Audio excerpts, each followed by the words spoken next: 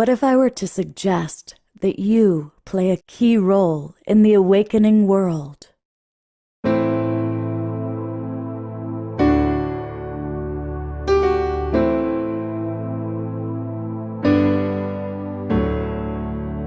that you are watching this because you have heard the call.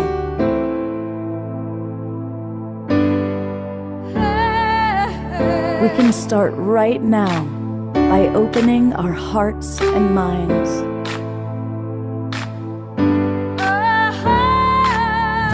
Welcome to the awakening world.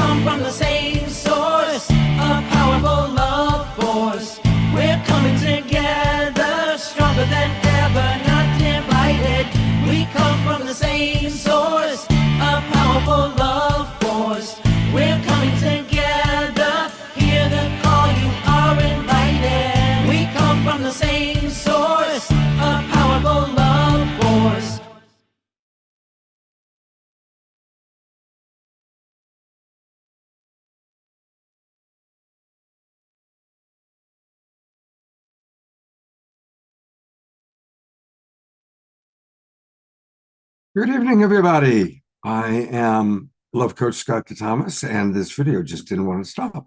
Hello, everyone. Welcome to the Awakening World. I'm Love Coach Scott Thomas. I am your host, and I am so grateful to have you here. You know, the other day I was having a conversation with one of my clients who was really talking about just all the things that are terrifying her. She's fairly newlywed. She has a baby. And just how scary it is raising her baby in a world with climate change. And, well, I don't need to name all the things that are going on in the world. You already know that part. And I was sharing with her that the whole point of my show, The Awakening World, our show, is to provide inspiration. And that there really is a rising consciousness. And I feel blessed because twice a week I get to hear from people who are sharing about their rising consciousness. And she said, oh my God, I need that.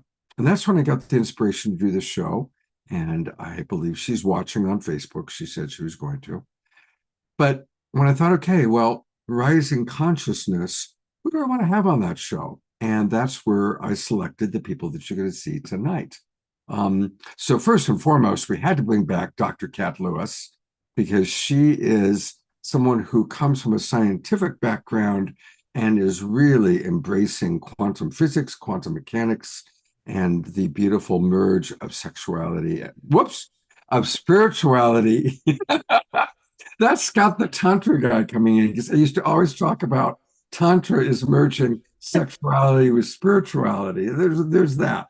That's another show. That's not tonight's show. That was hilarious. The merging of spirituality and science. Okay, take a breath. I bet you didn't know that's what you were going to talk about tonight, did you, Jack?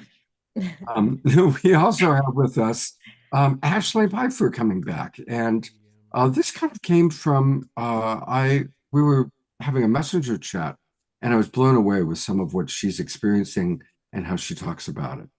So that was very exciting. And then to experience consciousness in action, well, that's Dr. Vox. I'm calling you now Dr. Vox. She's, of course, been on the show probably the most times of tonight's guests. And the transmission she provides is an example of her own personal human rising consciousness to be able to bring through the level of transmission that we're all about to experience. And we're going to be chatting with all of our friends here. But we also are very blessed that one of our Global Peace Tribers is our beloved Reverend Jeffrey. And he said, Scott, you got to have my friend Dr. Dave on the show again, because Dr. Dave has a very important presentation that fits right into this. But wait, there's more. Certainly another pair of examples of people rising in consciousness and sharing it with us are Desiree and Diara, our 2D tag team, providing us with prayers for the evening and so much more. And most of all, our beloved Omashar is with us, and he raises all of our consciousness through his beautiful music. He does. Yes, welcome. Thank you, Scott. And I'm really looking forward to tonight's show. It is so important to realize that we are awakening, and the hearts and minds of us all are coming into full consciousness. Whilst the world seems to be in calamity, it's definitely a birth canal. And so I am going to mute some people. There we go. And they're all mutable now, and put myself in an echo chamber, join the starry heavens, and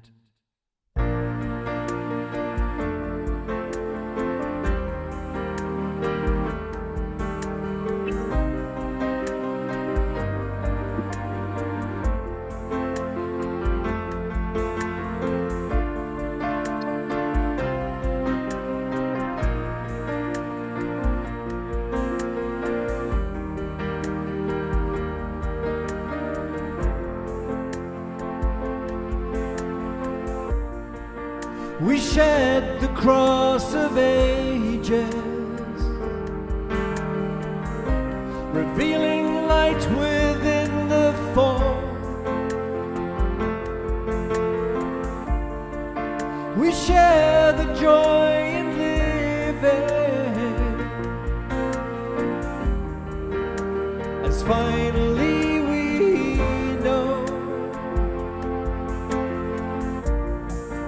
No thought about a future. This moment is all we have to know. We walk the path together, and hand in hand we grow. As we walk on earth, we're building an eternity. Now all can see the way back home again, bridging heaven and earth.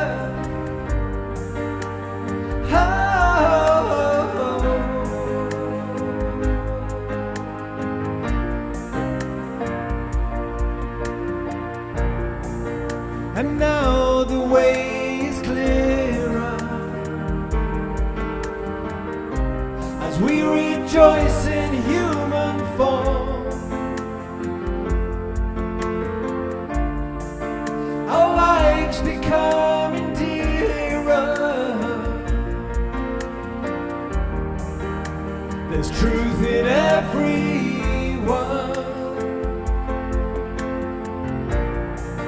Our love is like a river, to which the world can come to drink. An ocean when together, and with one mind we think.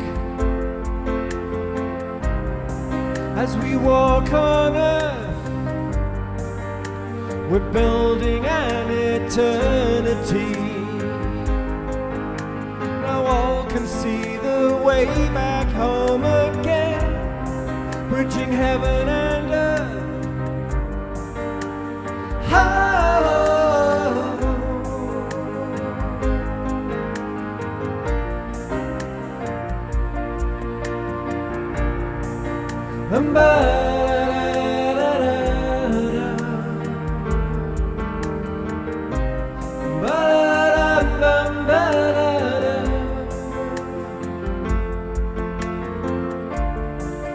We walk the path together, Hand in hand we grow as we walk on earth. We're building an eternity. Now all can see the way back home again, bridging heaven and earth.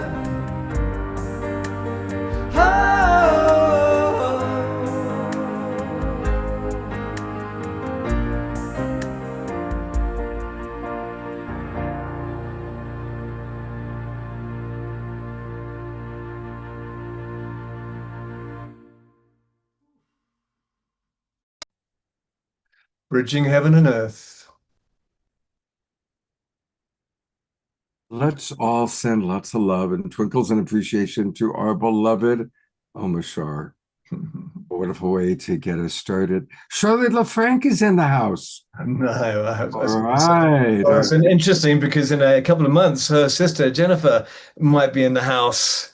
That's Thanks to right. music. Yeah. That's right. We want to make that happen. We've let the cat out of the bag. That's right. Well, no, actually, Kat's not coming in for another few minutes. She's yeah. But what we do have is we have the wonderful Ashleigh Pfeiffer with us. And Ashleigh is someone, she's been on the show a couple times before, and she brings just, first of all, a lot of very, very positive, loving energy with her, which is great. But she also is very honest about some of her extraordinary mystical experiences. And some of those experiences she's going to share tonight. But for those of you who don't know her just a little bit, she is known as Metaphysical Ash. And she is brilliant at guiding awakened and the psychically curious through multidimensional embodiment and spiritual mastery. She has a Wednesday body matrix meditation, which I am committed to doing on October 29th. So please join me for that. And we'll talk a little bit more about it in a moment. She also offers one-on-one readings and coaching and has classes and all sorts of wonderful things. So we'll learn a little bit more and take a look at her website. But Ashleigh, welcome back to the Awakening World. Hi, Scott. It's amazing to be here. I always love connecting with you guys and the work you guys do in this collective. And I loved Omashar's song when he talked about building the bridge. That's what we do in the body matrix. We build the bridge to the highest station of ourself, and we become the embodiment. We hold those frequencies within. So you are definitely someone who is living the new consciousness. You know, we're all at different stages of moving, however you want to put it, from 3D to 5D, from density to higher vibration. And before we show the pictures and talk about your experience, I'd love for you to just share a little bit about your journey of awakening.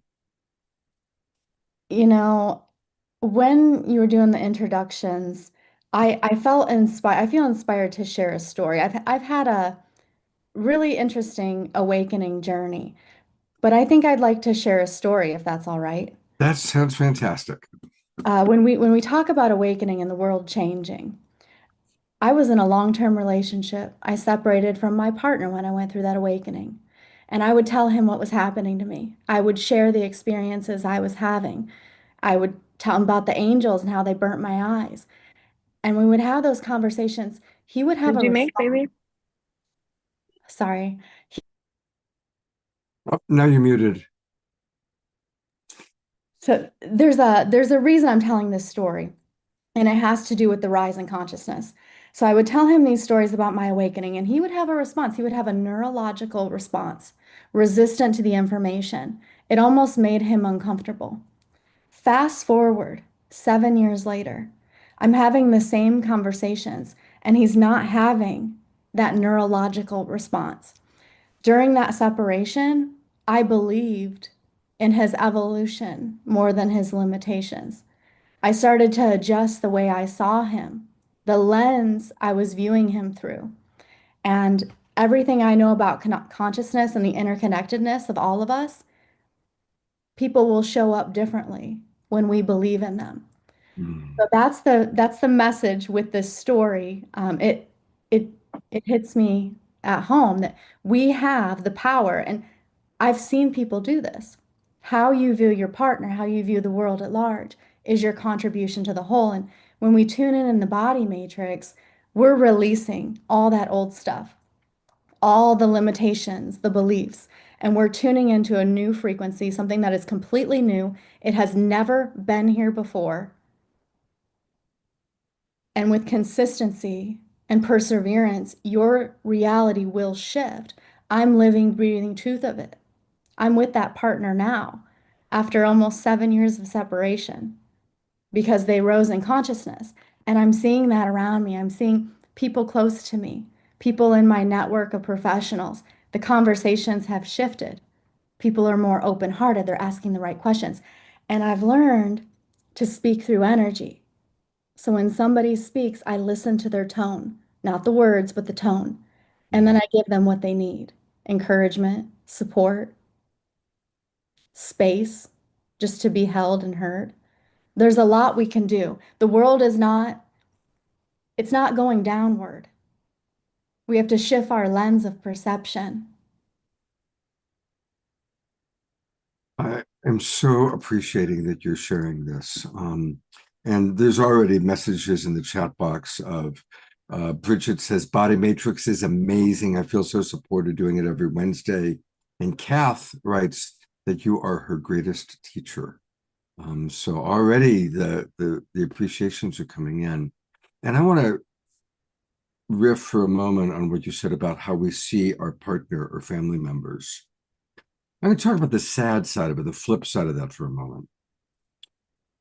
Almost everyone that I know and that I interview and talk to has had to end a relationship, either with a family member or a former partner, because that person had put them into a prison of, this is the way you are and you'll never change. And that is about the most horrible thing that we can do.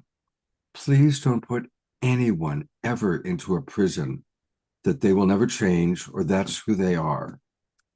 Your pain is real.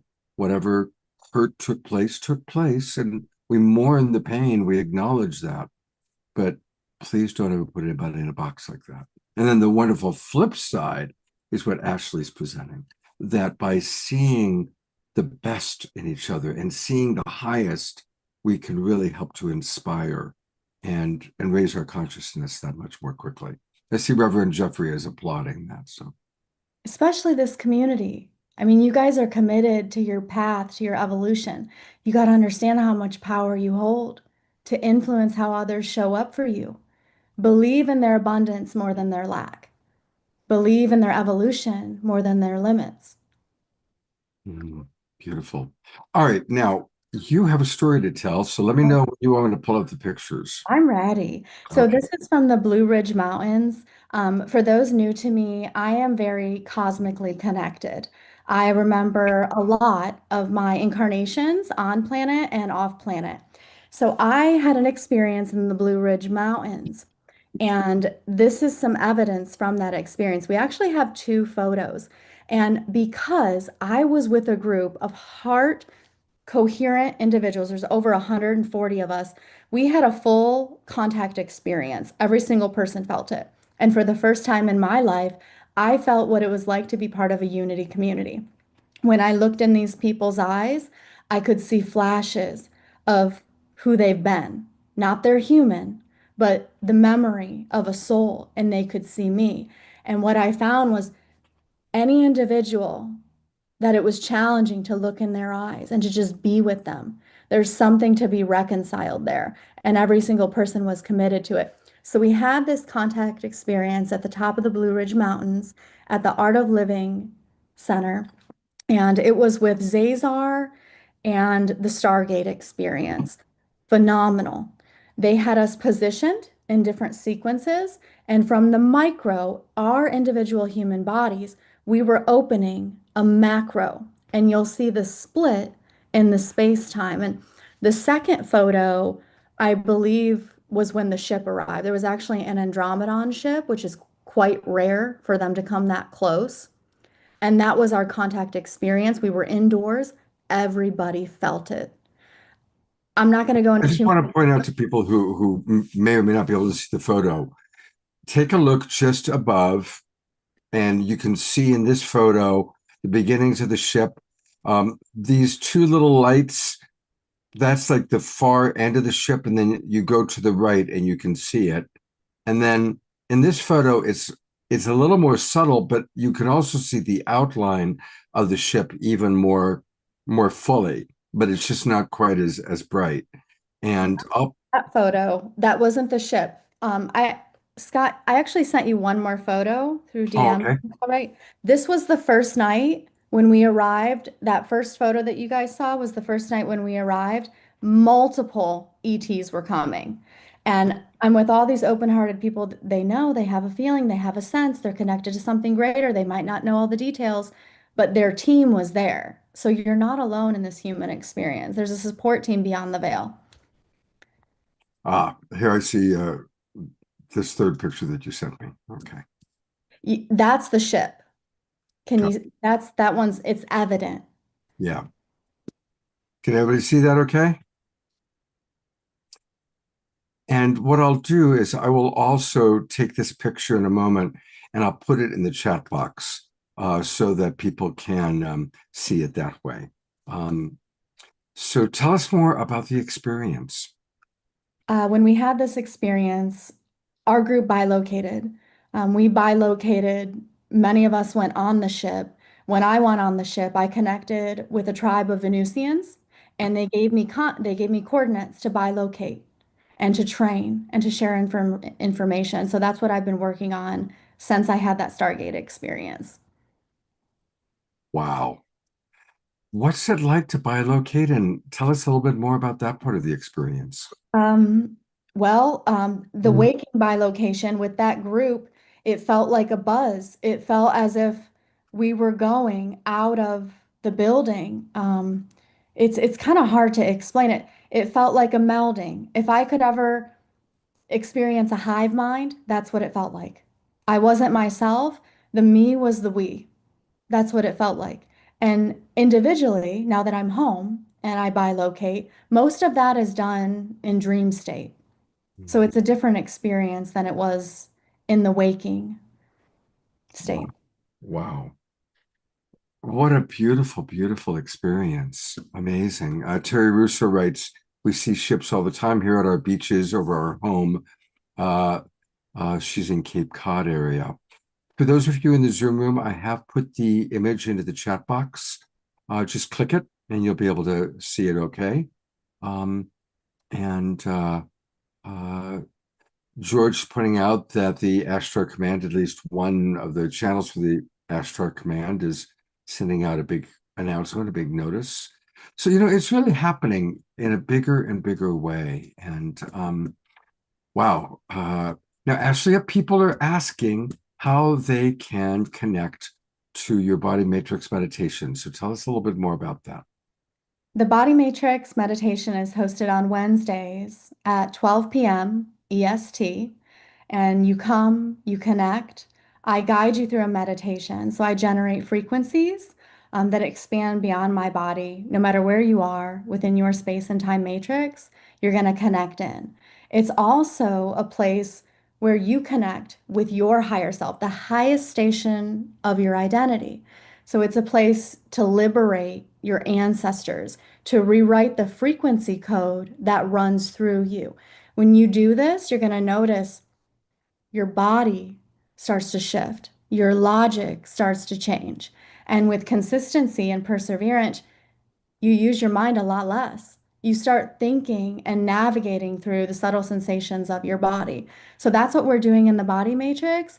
It's for anyone who knows they're on that path of physical embodied ascension. And these are all the options and times. I also have a Sunday reading room where it's a small, intimate group. We tap into your Akash. We uncover what those synchronicities in your structure of reality might mean for you. And we eradicate any of the stuff that's getting in your way of that full embodiment. So those are a couple of the offers I have in combination with my one-on-one sessions and work. Fantastic. And again, her website, which I pulled up while she was chatting, is her name, Ashlea, Ashlea, Pfeiffer, Piefer.com, AshleaPfeiffer.com. And that's where you can learn all about the work that she does, her events, her soul sessions, sound baths, and she'll be back with us because we're going to have a dynamic Q&A at the end of the show tonight. So Ashlea, thank you so much for getting us off to a wonderful, wonderful start. Yeah, thank you all. You guys are amazing.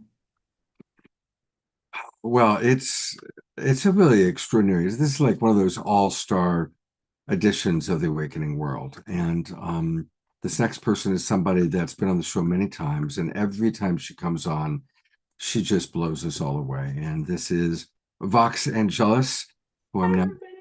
Good to see you, Glad Vox. to be here. Yes, yes. Welcome back. Thank you. So tell us a little bit what's been going on in your universe, in your world since we last spoke. Oh, goodness. Well, Elohim orchestrates different things and I have different missions. And I have a friend, a queen mother, that is in Kentucky. And they said, you're going to be going to Kentucky. And so I met two other beautiful, well, the queen mother was there, but also another friend, and we are all Seraph. And so we have found each other within this lifetime. And so we had no idea, flew off to Kentucky. Like we didn't really know why. But we did some fantastic like earth grid work and work with the ley lines and kind of met in the cave and did all this work with whom we call the ancient ones. But my life just really drastically changed. I mean, it was like 4 full days of ceremonial ritual work, and we were just all like, I've never experienced anything like that, and the level of energy and the level of connection. So when we went to our prospective homes, it took us each about a week, even a week and a half to integrate and to just bring everything into balance, because it was such a big, really an astronomical change and elevation in my own work. So since I've been back, there has been just a lot that has been happening. I work with a light technology called Starfire, which I brought in a while back that I have been actually initiating people into. And even that has been elevated, and just more information has come in alignment with everything that I do and kind of higher energies. So I've been going through my own, really an evolutionary process right now of a narrowing, or more accurate word would be a refinement of what I do. And I only do like one session, where I used to offer 2 or 3 periodically. Everything's refined down to kind of one session where everything is just woven together, and I'm just guided to do more public transmissions. But the key thing that has happened is I do mission work with Elohim. Some I can talk about, some is very private in nature, dependent upon where it is that I'm going. So kind of like what Ashley was talking about, when I'm called on mission, I bilocate. And so I do a lot of bilocation, a lot of people do, within the dream state. But also when I do the mission work, I am bilocated to different locations around the world, or even like multidimensionally different realities and so forth. Just kind of dealing with collective humanity as a collective, things that are happening within our world, and then things that are also more of clashing between the angelic realms and galactic realms and within our world. So it's it's an interesting process. But that's what I've been up to. Well, first of all, thank you for your dedication to the rising of consciousness, and thank you for taking the time to be with us tonight. Um, you know, what you just said was very interesting. The clashing, what's that mean? Tell us a little bit more about, because when I think of the angelic realm, I probably have that kind of view that it's like this etheric, beautiful, soft, all the time type of thing. And I haven't ever thought of the angelic realm clashing with anybody or anything. So tell us a little bit more. What does that mean? What does that look like? Well, when I speak of angelic realm, I'm kind of talking about Elohim. And Elohim, though, is a collective. And early on, biblically speaking, it was noted as the council of gods.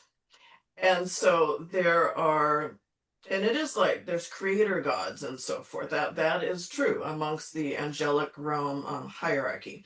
And I'm at the top of the hierarchy is seraphim. I'm seraph. And so there's a lot of us within physical life now also. But so I'm speaking kind of the council of God, which would be Elohim. Okay. And so with that, there are galactic forces that are benevolent and wonderful, that are assisting humanity, but there are still galactic forces that are not. So there are challenges. There's challenges happening there. So that's what I'm talking about. Conflict. There are galactic forces that are actually helping to protect Earth and humanity, but they're also protecting Earth and humanity from other things. And part of that isn't just galactic forces, but it's also those of Elohim. And I'm one of them because I'm amongst other things, I'm also a warrior. So and what it is that I do, and it's just really weird to think about that, but the quote armor or weapon that I wield is sound and frequency. Well, we're about to experience that. Vox is also known as the voice of the angel of God, Vox Angelis Deus. And as we're about to experience, she is a transcendent bridge between worlds. She embodies the seraphic presence as a radiant emanation of the eternal omnipresence. As the architect of living light, she masterfully works through sound, frequency, and sacred geometry to reveal and align the divine architecture of the soul. And Vox, I've got your little bio, but I don't have your website here. So do me a favor, before you start, could you put into the chat box your website so I can add it? And I want to really encourage people to prepare themselves. Like, stop doing everything if you're multitasking. Not that anyone would ever multitask during our show, but just in case anyone was doing that, I really invite you to stop what you're doing, settle into your chair or lie down on a bed if that's convenient and easy, and get ready. Because if you just close your eyes and drop into this experience, you will have an experience. It's a blessing to have this transmission, to experience it. And Vox, I'm just so grateful that you're here sharing it with us. Thank you. Right, And so I'll we have turn till over to you to 6:45. share anything you want to, maybe anything you want to introduce so people know anything more that they need to know. So as a conduit for what we as one call the alchemical language of light, I'm called the architect. So being the architect, I can actually see the structure of this world. I can see the structure of individuals as far as physical energetics architecture. And so within that architecture, it's almost like your matrix, your grid, right?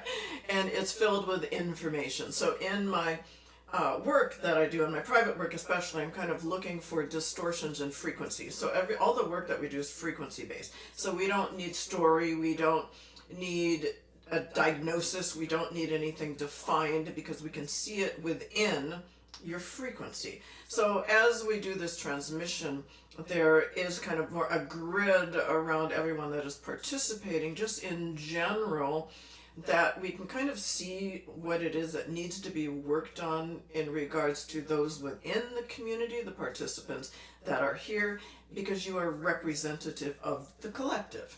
And so that's how we'll kind of pick our theme, so to speak, as to what it is that we're doing. So I would kind of let you just begin to breathe. Breathing in and out through the nose. And just allow the breath to move you, knowing this is the essence of life that is flowing in and flowing out. And as you exhale, just allow yourself to relax. And listen with all of your being.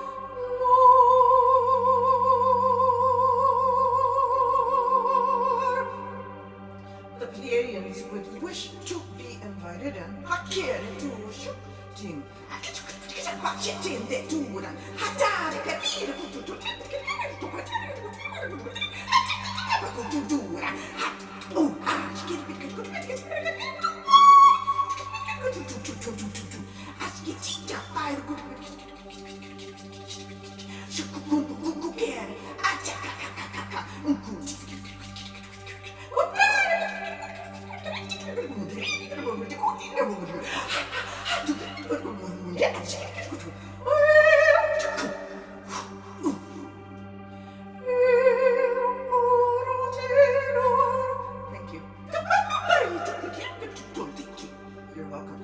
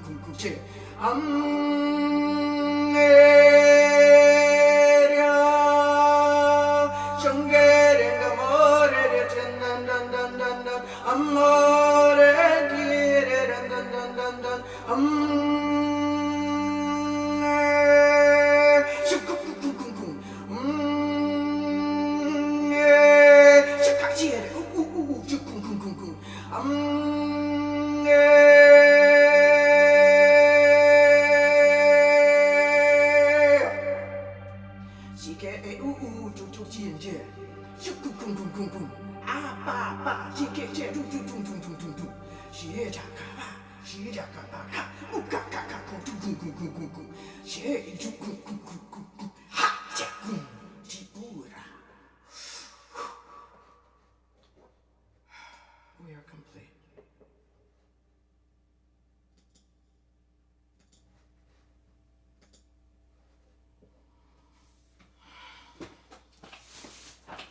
Have a minute of silence to take that in.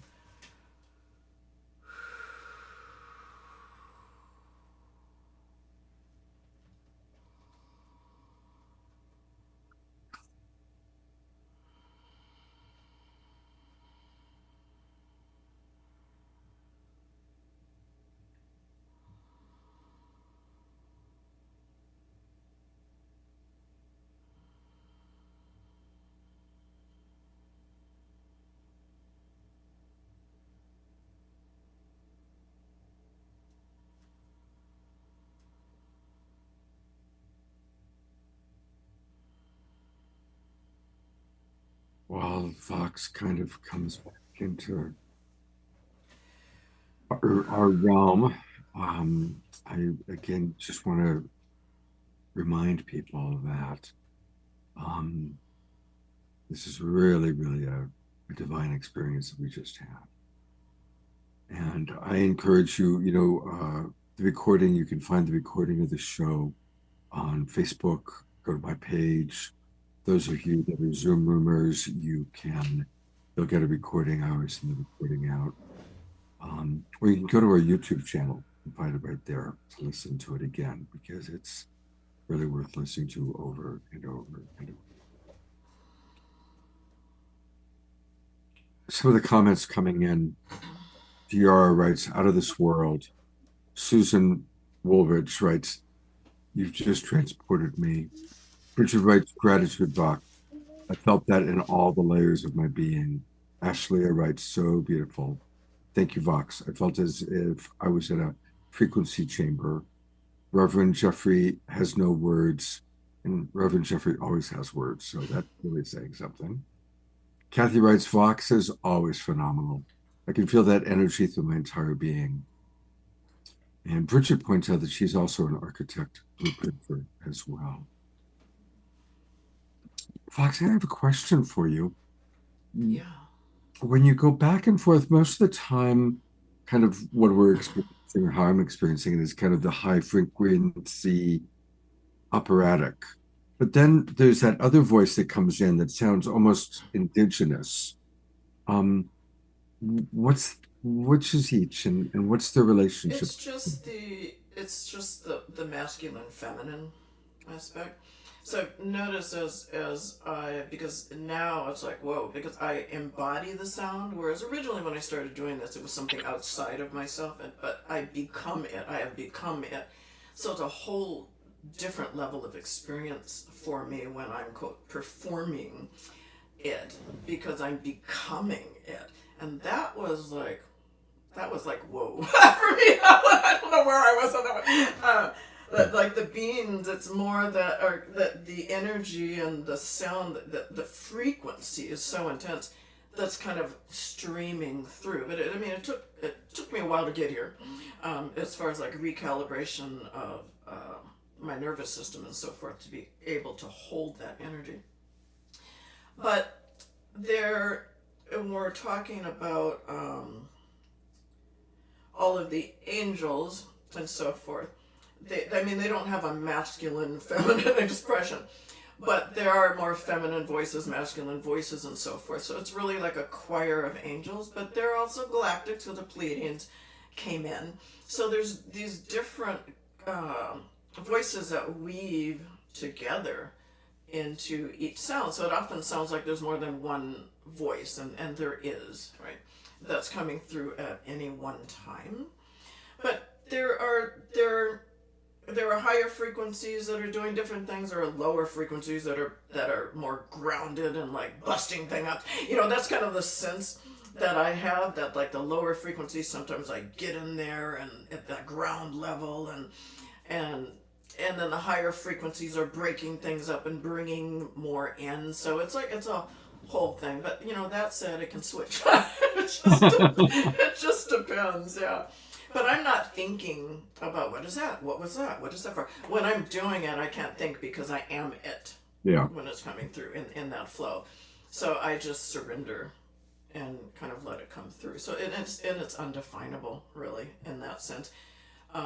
Beyond what it is that you yourself are feeling or sensing from it, because everybody feels and senses or even sees something different than the next person that heard it, because you're receiving exactly what it is that you personally need in this moment. So when you listen to it again, you may in that moment receive something else.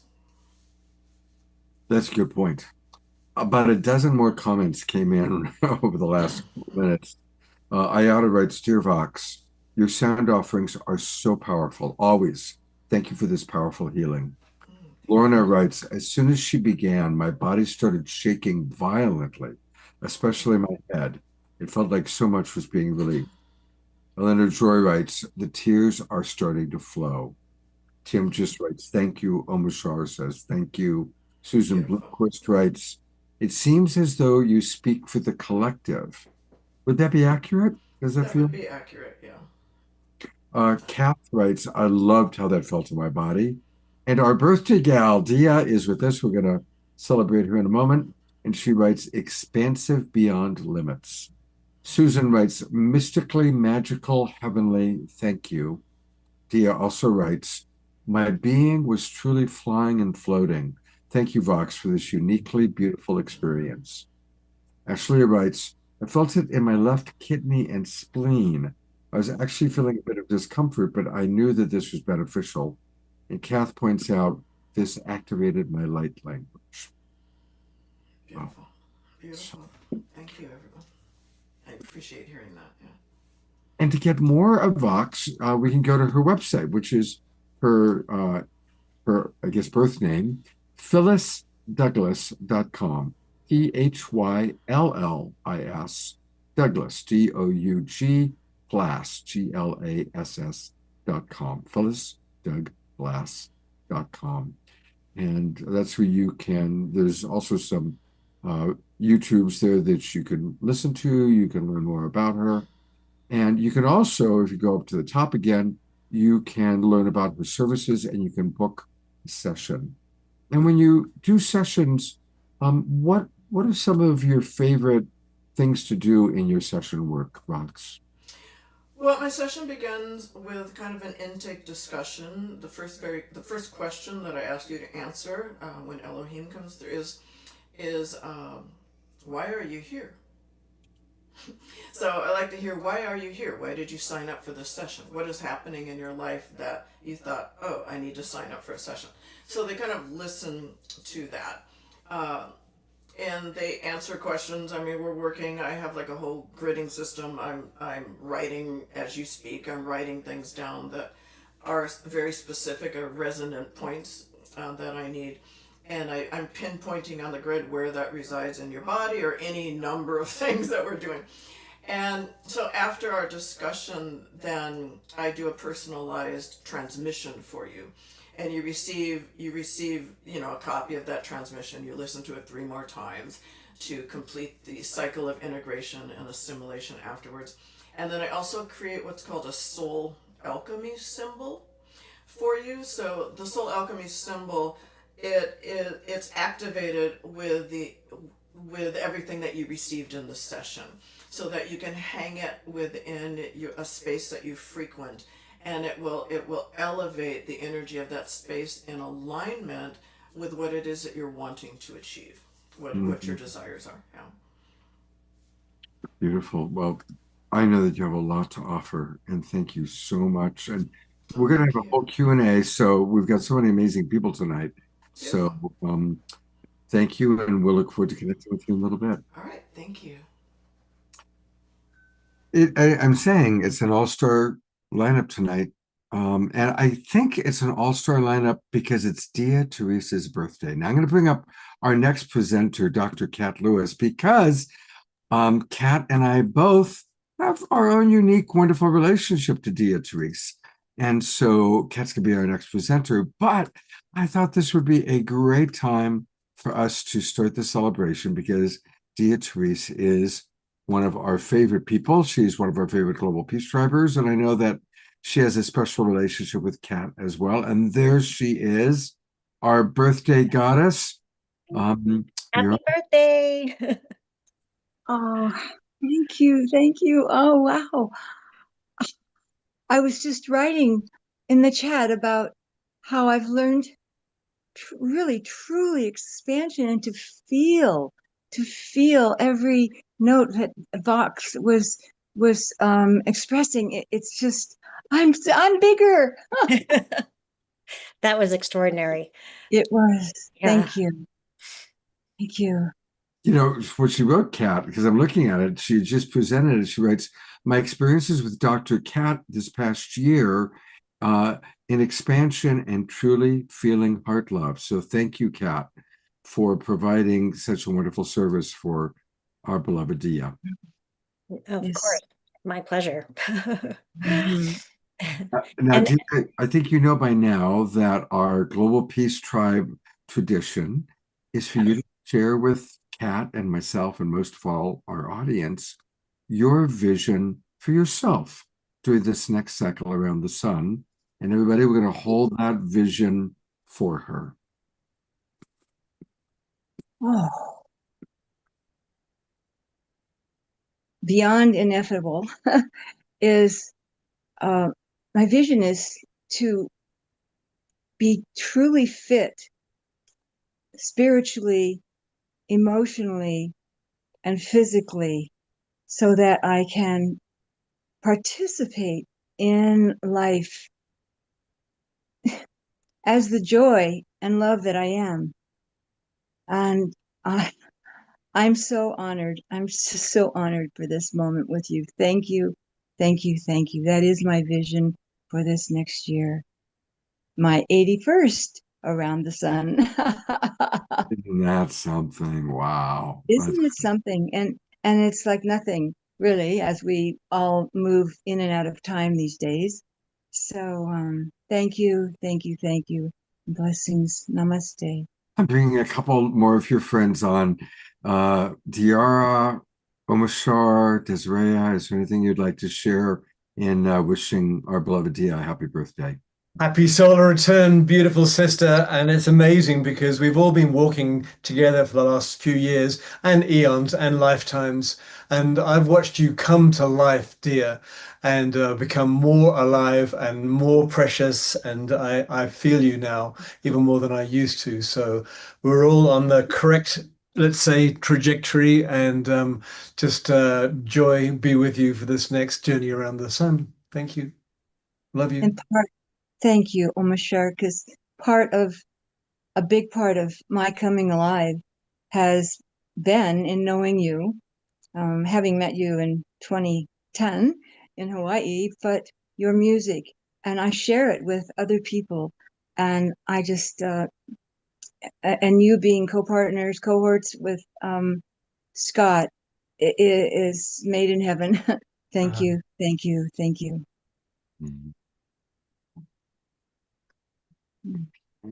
Dear love, you're such a spark, such a light. You embody wisdom and intelligence and kindness. And you're such an amazing woman. The things that you've done in your life, the more I learn about you, the more I respect, admire, and love you. And happy, happy birthday. Thank you for being here with us. Thank you for all. Oh, thank you, Diara. Deara, as I call you. Oh my gosh, you have given so much to me. Weaving our sevens gatherings, and oh, so much light. Thank you. Beautiful. All right. Well, happy birthday, beloved Dia. We love you very, very much. Yes. Happy birthday. We look forward to watching what takes place over the next 81 years. We'll fly. And you know, since we're about to introduce Dr. Kat and you are one of her students, is there anything you'd like to add as a way of introducing her? Oh, that's easy. This every Sunday morning, the 3 hours experience, since I guess the last quarter of last year, or at least all this year. Oh my goodness. And to be a part of this intimate group has, I've already said it in the chat, but I truly am feeling the loving of love, the loving of my consciousness. And of course, her bringing in my beloved Unity and Reverend Jeffries, the International Space Federation and Nassim Harriman's work, which I've just been involved in since 2009. It's just, it's like I ordered this up. I guess I did. And she's the zenith, and I'm so appreciative, and thank you. This is my introduction. Thank you, thank you. Thank you, Dia. I love having you there. I really appreciate your years ago, I had a spontaneous healing experience. Some might call it a Kundalini rising experience, but everything in my body healed. You're pulling up my YouTube channel. I could tell.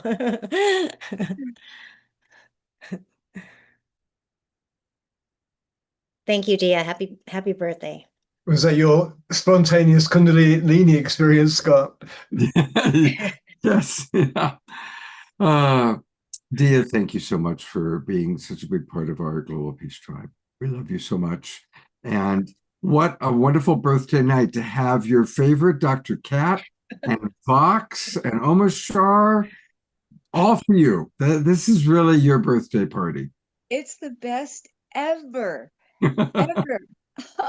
And we got a whole lot more left to do still. So oh yes, and I left Namaste Village down in Mexico every Wednesday night. Unfortunately for me, regrettably, it's 7 o'clock, or the time that I always have been involved with tonight, the Wednesday night.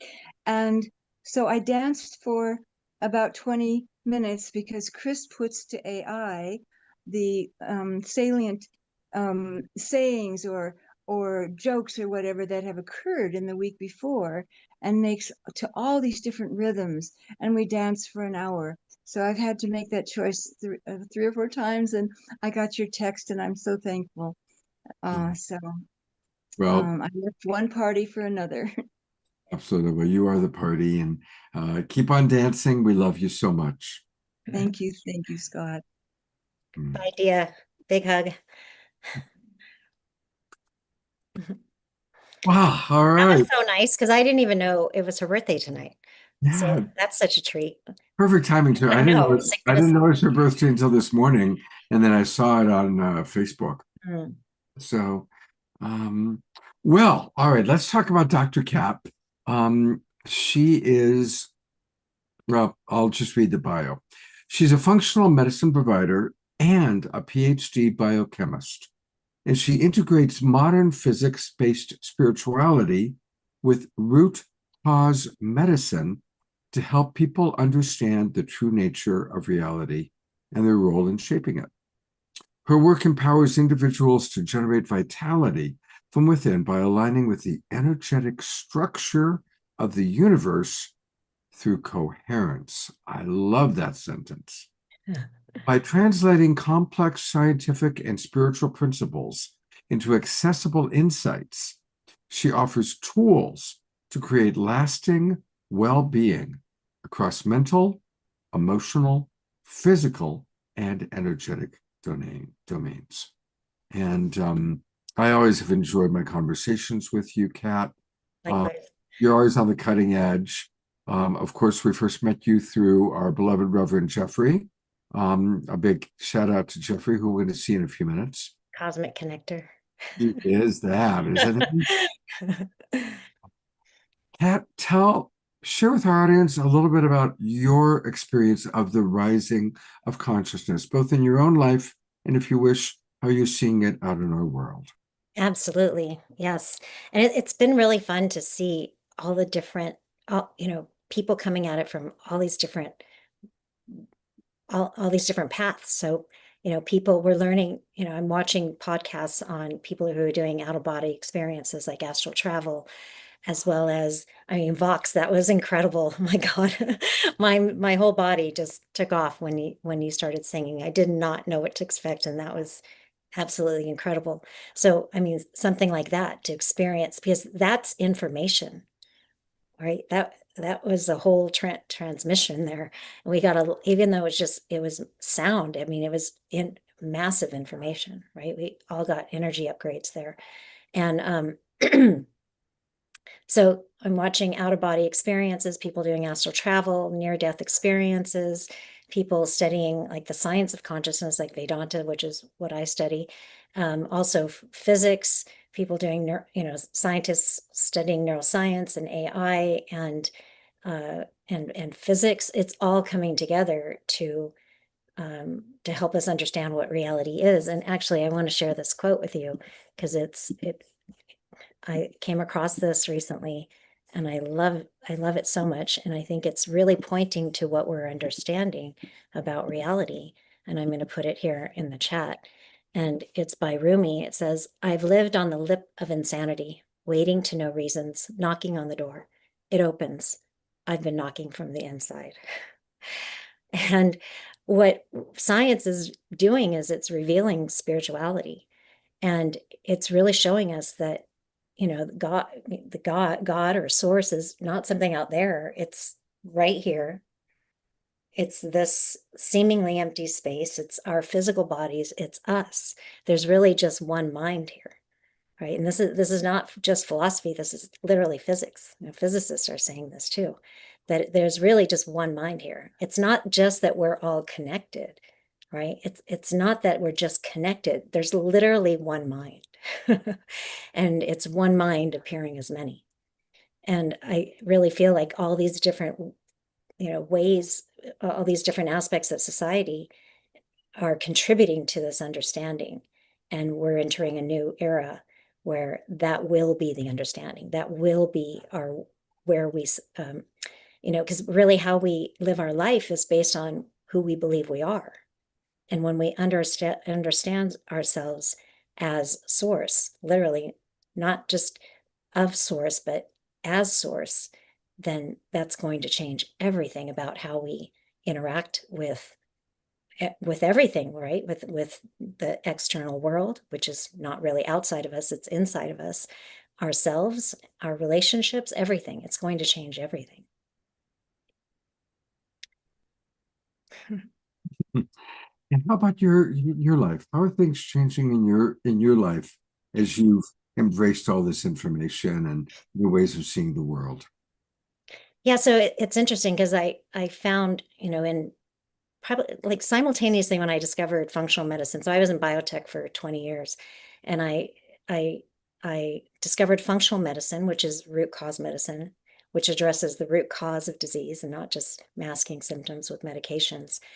But I discovered functional medicine, so it's addressing the root, right? And almost simultaneously, I also discovered the science of consciousness, Vedanta, the Vedic science of consciousness, which reveals to us our true nature. So it's not like we're trying to become something. It reveals to us what we already are. And so it removes doubt about who we are, that we're not just this physical body, but we are bodies of consciousness. And so that's really the root cause of all disease on all levels, mental, emotional, physical, when we don't have that understanding of our true nature, that creates all disease on all those levels. So what I find is that I couldn't really practice functional medicine without also addressing this information, like asking people and discussing with them the true nature of reality. And so that it's kind of morphed into where I'm not just seeing clients with functional medicine, I'm seeing clients with functional medicine, but also integrating this knowledge, because that really is the root of any disease. And then also I'm teaching classes now on the nature of reality, which I never thought I'd be saying. So it's been really fun. That's wonderful. That's really, really wonderful. And what's the latest with Nassim? I know that you and our friends, follow his work and are kind of, part of that. Tell us a little bit about what's the latest coming from that part of the world. So Nassim Haramein at the International Space Federation has unified the two fields of physics, which is essentially what Einstein died trying to do. And what makes his work extraordinary is not only does it output all the values that we have actually measured, and the competing model, which has been string theory, really outputs nothing. It doesn't output one value that we've measured. But so Nassim's model outputs pretty much all of them, and also unifies all the forces. And what it also does is it shows how this seemingly empty space is creating matter, and therefore our physical bodies too. So it's really extraordinary. And they're doing good. I mean, I think they're still trying to get still working on technology. They're working on gravity control, and they're also doing technology for agriculture, or I guess you would say biological. So they're life sciences, right? So when you start to understand how this field is producing matter, there's health benefits, right? And also getting, crops to grow, getting, crops to grow better, more efficiently and healthier. And so they're doing gravity control, biotech. I'm putting all of that, what I just talked about, in the biotech category. And then extracting 0-point energy, extracting energy from the field to fuel our homes and to fuel our cars and to create new technology. So I think they're doing good. They meet they put out every month. They have a meeting on once a month, and they show what they're working on. And they also are really big into educating everybody, because if you think about it, our current model of physics or science that we have in our schools that are teaching our children are really just focused on the material world, matter, right? So they're not focused on what connects matter or what's creating matter. They're not focused on the non-physical. And there's a famous quote by Tesla that says something to the effect of, when humanity, or when science starts investigating the non-physical, they'll make more progress in 1 year than they have in all of its existence. That makes sense. That makes sense. Yeah. I want to again acknowledge our friend Reverend Jeffrey Colebrook. And IATA writes, "Dear Jeffrey, you have introduced us to many wonderful people, and Cat Lewis is my favorite. Thank you." Oh, thank you. And with that, I'm going to show a couple of things, since we are talking about the International Space Federation, and we've done a few shows with the ISF. this is a wonderful website to check out. If you go to spacefed.com, that's spacefed.com, and become a member. I'm going to accept your cookies. And there's just all sorts of interesting information and knowledge and wisdom there. And if you're wanting more information about Dr. Kat, you've already heard from both myself and Tia Therese how much we love her and learn from her. Her website is very easy. It's her name, Dr. Kat, K-A-T, Lewis, Lewis, Dr. Kat, K-A-T, Lewis, Lewis.com. And life is supposed to feel good. And Dr. Kat's going to show you how to do that by sharing her wisdom, her tools, and taking all of this amazing life that she's had and providing it. So definitely, I strongly encourage you to work with Dr. Kat. She's wonderful. And we're going to actually see more of Dr. Kat in a moment because she's going to be part of a presentation with Dr. Dave. So we will be bringing you back up in a few minutes. Thank you. Thank you. All right. Well, we're just at about the halfway point of the show. And usually around this time is when we have our prayer followed by Omashar's second song. And our dynamic duo is with us of Diara and Desiree, the 2D experience. Where are you, Desiree? There she is. And boy, there's a lot to pray for. You know, I just want to acknowledge we've done a lot of prayers for Gaza. And hopefully in the past week, we're taking some steps towards peace there. And I just want to acknowledge as Global Peace Tribe, all the prayers we've done for Gaza. And let's keep those prayers coming. And with that, I'll turn it over to the two of you. God, I really appreciate that. All right, let's begin by taking a nice big breath in through the nose, out through the mouth. All of us here collected. We are here with you. We hear your prayers.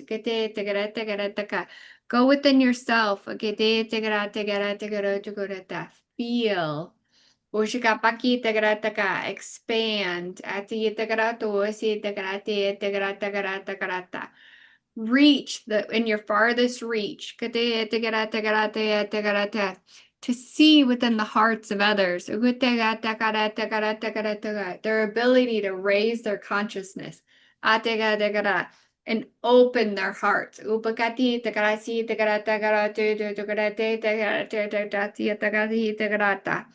Cleanse and let go what no longer serves you. Looking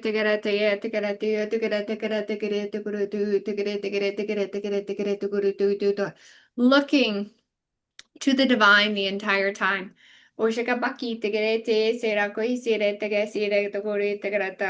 Raising your consciousness, expanding your mind.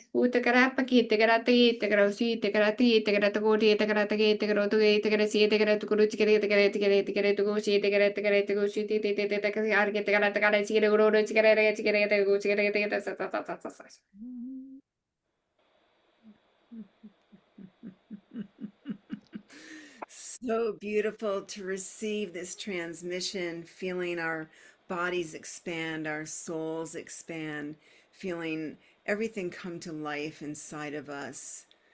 And we send this down deep into the earth to ground this in, anchoring in the pillars of light, the pillars of love. And we expand this out from the center of our being even more to encompass the entire globe and beyond, all the echelons, all the factions here supporting us. With the power of our prayer, we pray for more peace, more love, more light. And breathing that in and expelling that out.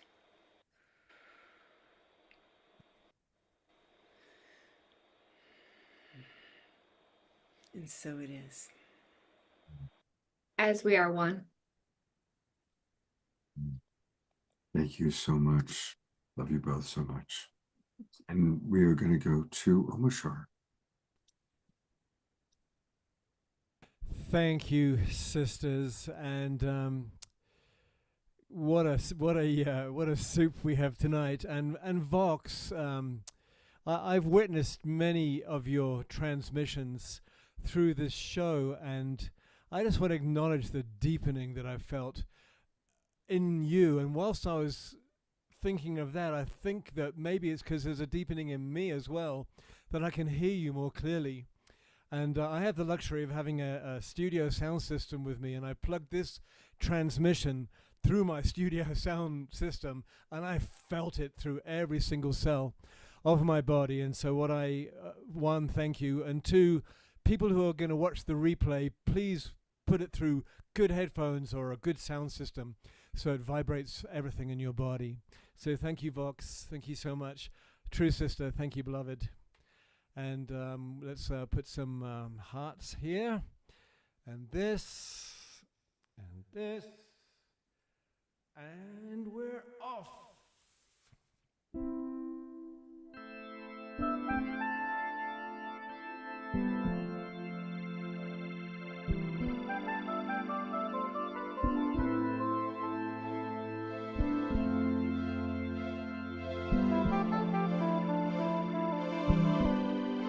Love is all. So put your hand in mine. Keep open your hearts. We are love divine. Love is all.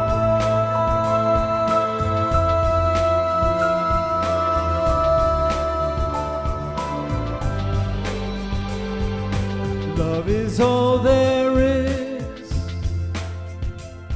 Love makes you feel good. Love is perfect. Love is all there is. Anything less is nothing. Love's for everyone. Love is in everyone. Love is you. You are love. Love is. Truth is in everyone. Love is truth. Truth is love. Love is. Love is. Love is. Love is all.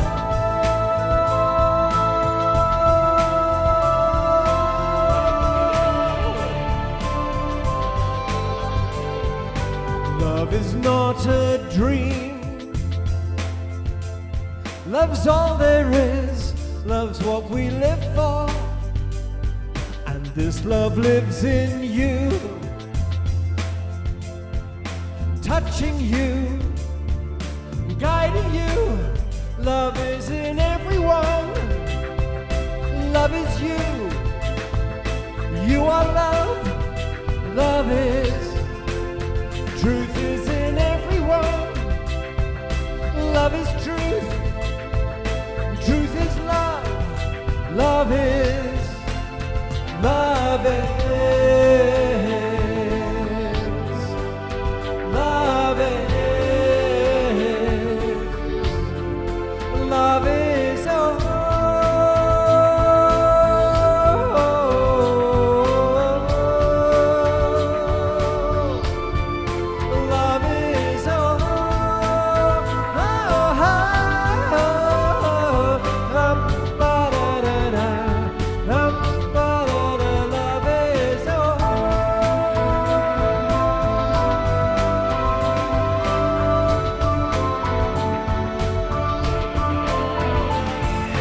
Love is all there is.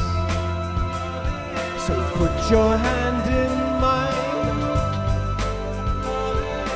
Keep open your heart. We are love divine.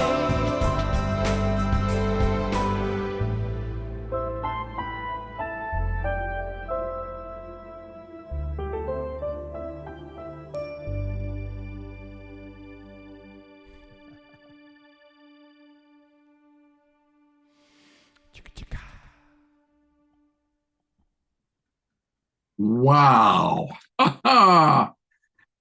Omashar, I listen to you every week. That was one of the most inspired, passionate presentations I've ever heard you sing.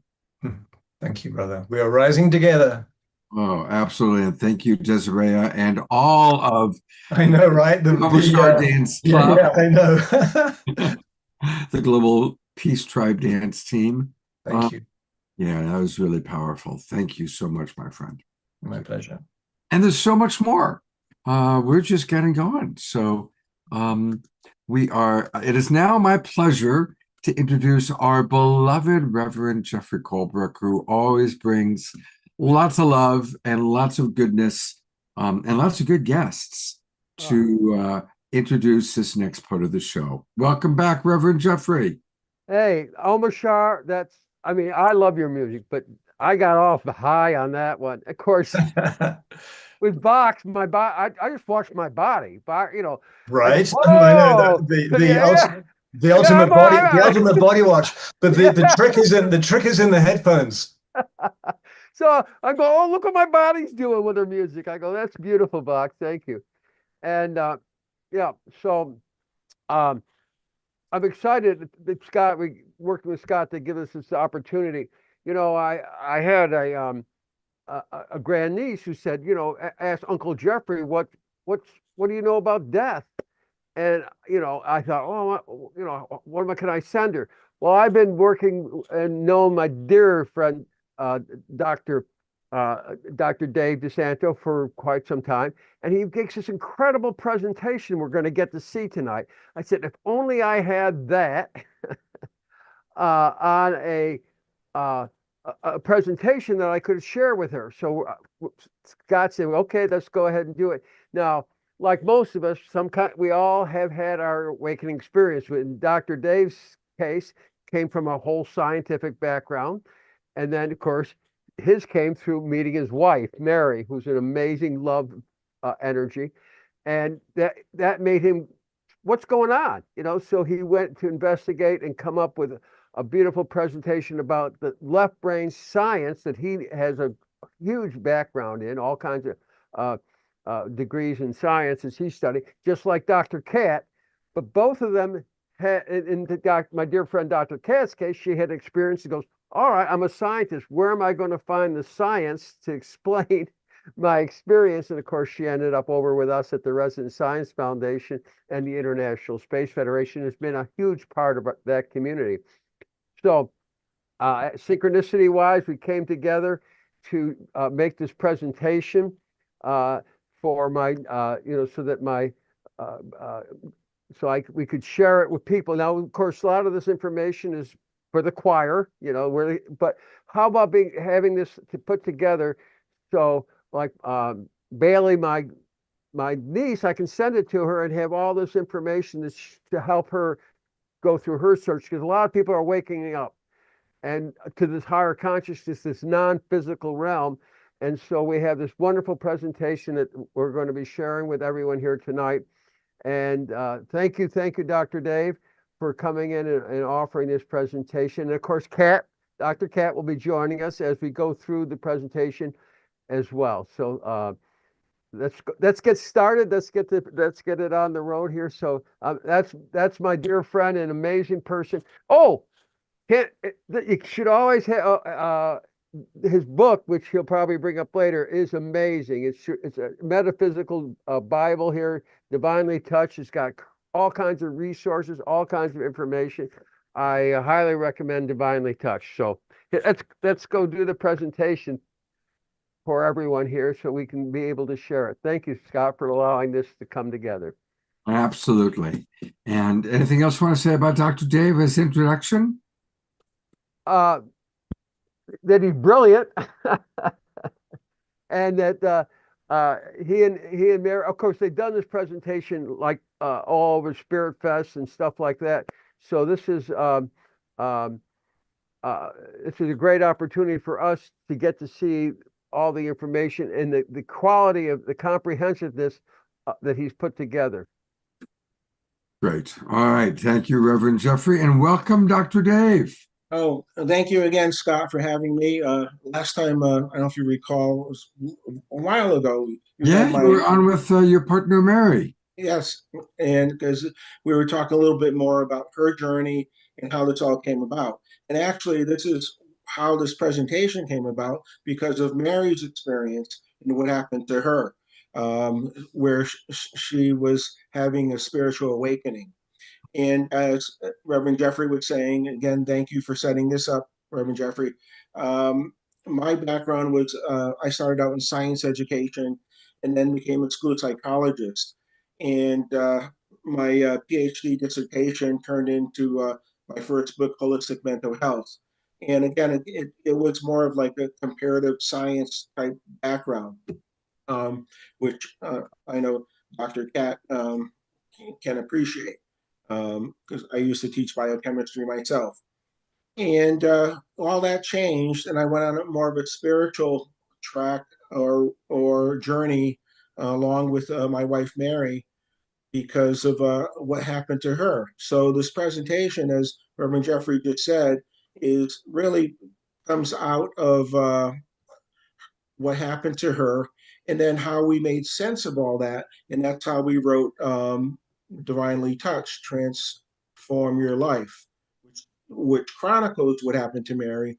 But then in the second half, I get into I get into the science of proving what happened to her actually was in fact real. So that's where this whole slideshow comes into play. And we've been doing this probably for the last 10 years all over the country. Dr. Dave, there appears to be something else that's on your desktop that's causing a big black bar to go across. So Yeah, this bar here. It's usually if you have it optimized for video, you need to take the optimize off. Then very often it'll get rid of those black boxes, gray boxes. Okay, they're still there, the black boxes? one of them went away, and there's two smaller ones that are still there. Because we want to have the complete experience. Oh, yeah, it's gotten bigger. It's growing. Kill it before it multiplies. because I have that at the bottom here. As he said, if you stop the screen share for a moment, go back into screen share and do not optimize the video. Okay. Let me try that.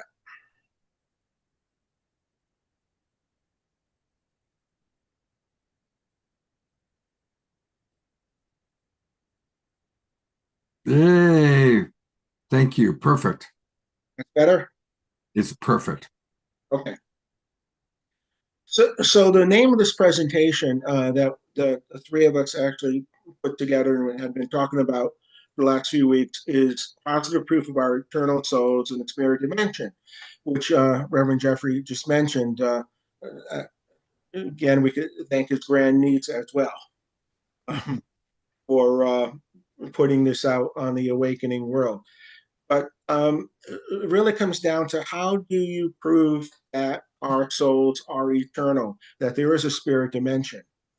And if we have a little disclaimer here, Einstein said, great spirits have always encountered violent opposition from mediocre minds. Because what I'm presenting here tonight may be a little bit different from people's religious or technical upbringings, and it may be revolutionary for some. But again, I think, Scott, a lot of your viewers know a lot of what I'm going to be presenting. What I did was just kind of put it into a format where they can give this to someone who says, well, how can you prove anything? How do you really know that our souls are eternal? How can you prove what happens when you die? Or how do we know that reincarnation is real? One of my personal heroes, Dr. Ray Moody, who wrote his latest book, Proof of Life After Life, and I'll get in a little more detail about Ray Moody, which I'm sure, again, a lot of your viewers know who he is. He said, proof is a rational means of leading everyone who follows it to the same logical conclusion. All right, so that's a great statement. But again, how do you prove something? How do we get to that same logical conclusion? Well, I've realized after great thought for long periods of time what exactly is proof. And if we look at what is proof, proof is, I find, is usually based on three things. It can be based on research and data, historical or cross-cultural evidence, or personal experience. And every time I do this presentation, I ask the audience, okay, what else? Is there another way you prove something to yourself? And what I usually find is it really comes down to one of these three categories. This is how we prove something to ourselves. Right now, science typically is based on observable information, replicated results and data, and it formulates principles and theories. But traditionally, if you go to a science professional, and I'm not talking about someone like Kat, Dr. Kat, I'm talking about someone who may be a medical professional or a traditional scientist, and you ask them, well, can you prove psychic phenomenon? They'll tell you what things like psychic phenomenon can't be replicated.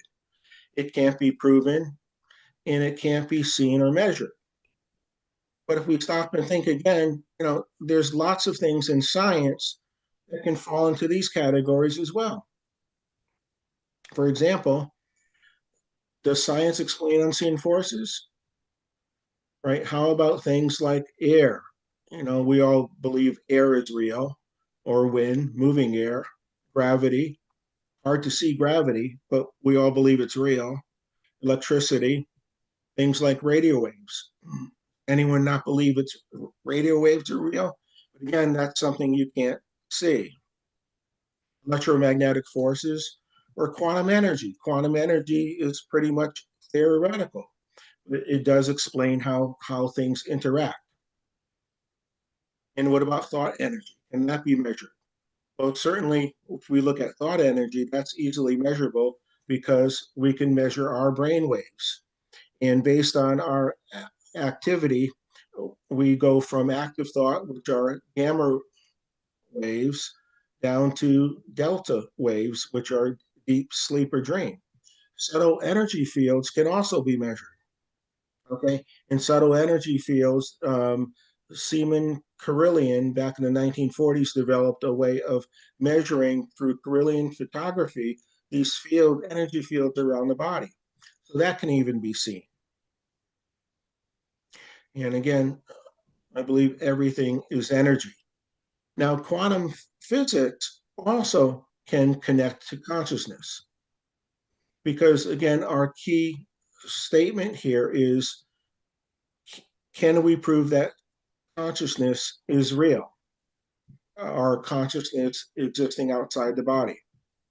And quantum theory states things like light is electromagnetic energy that's composed of particles and waves.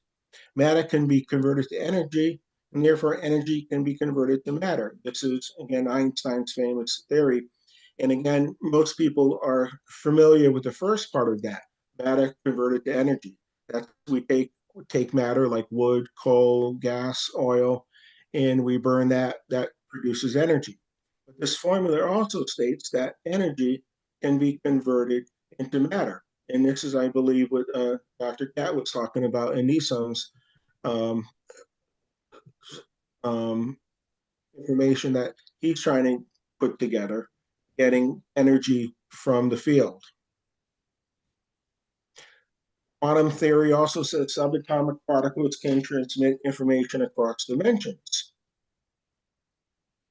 And the universe is connected subatomically. And again, a great film on that is Nissim Harriman's Connected Universe that came out a few years ago. For Reverend Jeffrey, if you want to comment further on that. But Well, yeah, I would like to add a little bit to that. That movie, the movie, The Connected Universe, has one very important aspect to it, and that I'd like is that space is not empty. And I think most of us were brought up with the concept that space was empty, and it's anything but empty. So we really need to take that whole idea that space is empty and put it over there with the Earth is flat, and that the sun goes around the Earth, and it's not. So it has all that information, infinite information is in space, and that's the key, because all the things we're talking about, and Dr. Dave is sharing. Where is all this? Where can this be? Where is heaven? Where is all this connectivity of the spirit world?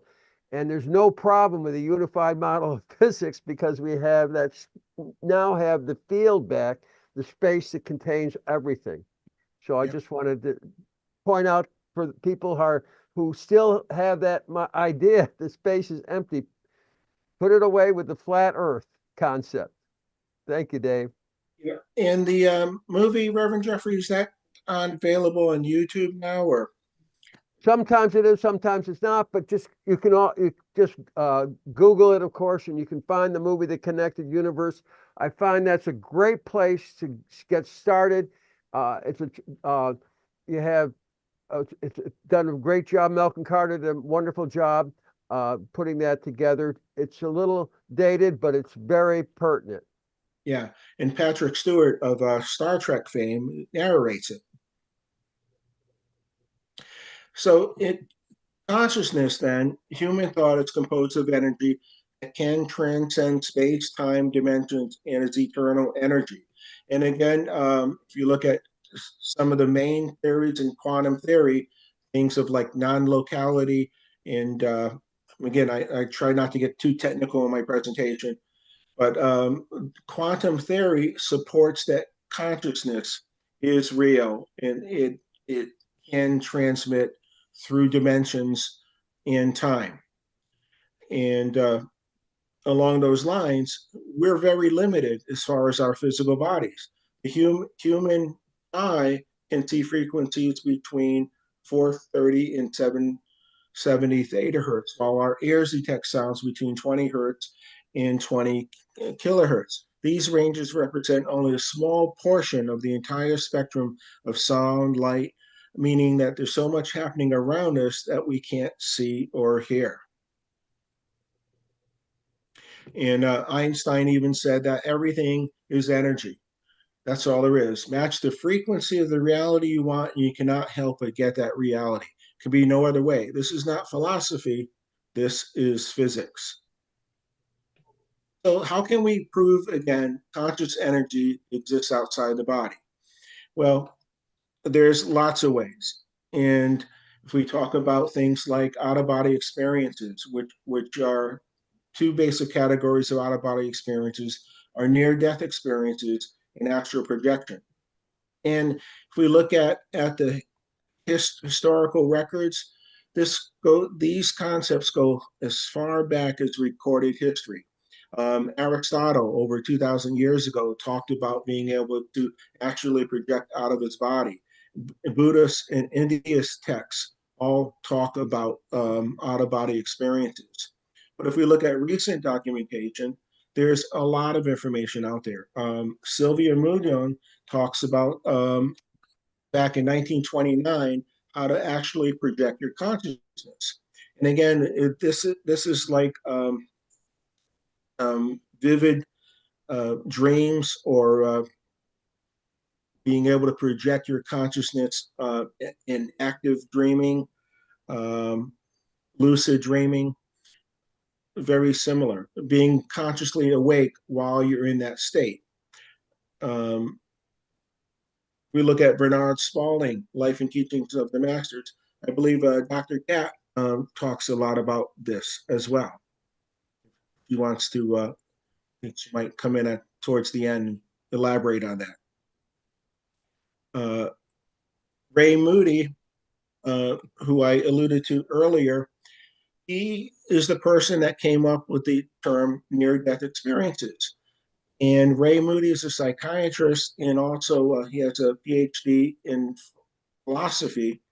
And back in the early 70s, he started having being aware of patients, telling them of vivid conscious experiences while they were clinically dead. And after he started collecting these experiences, he came up with the term near-death experience. So a near-death experience is, again, when we do these expos, I'm always amused because people will come up to me and tell me they've had a near-death experience. And their near-death experience was a situation where they're at a traffic light and the light turns green. They proceed, and a car runs the red light from the other direction. They have to jam on their brakes. So that was their near-death experience. No, that was an almost death experience. A near-death experience is when you are clinically dead, your consciousness leaves the body, but you are aware of what's going on. And then you decide to come back. So Ray Moody talked about a number of patients having that experience in his first book, Life After Life. His latest book in 2023 was Proof of Life After Life. A contemporary of his, Dr. Ken Ring, also investigated and wrote a book called Lessons from the Light, talking about the commonalities of people having near-death experiences. Another example of consciousness existing outside the body is Rupert Sheldrake's experiments in observations of animal consciousness and their ability to tell what's going on in very controlled environments. And he talks a lot about animals doing that. Ingo Swann was investigated by the CIA because he was able to remote view, project his consciousness to different areas and see what's actually going on. And obviously back in, I guess, in the early 70s, the CIA thought that could be advantageous. Dr. Dean Radin wrote a book called The Conscious Universe. And he looked at, in his book, The Conscious Universe, he looked at a meta-analysis study of over 300 different studies of consciousness, things like ESP, remote viewing, remote viewing, ESP, telekinesis, all these different things he called psych. And he, in this meta-analysis study of over the last 100 years, he concluded with the certainty of 10 million to 1 that consciousness can exist outside the body. Psychic phenomenon is real. So that was a great book to, again, prove that consciousness can exist outside the body. Jeffrey Long, he collected over 1,600 testimonies of near-death experiences in his book, Evidence of Afterlife. And he also founded the Near-Death Experience Research Foundation. Now, I think if you go to his foundation, he's up into 3,000 or 4,000 different testimonies. Nita Morjani, and in her book, and Eben Alexander, talk about their personal experiences of their near-death experiences.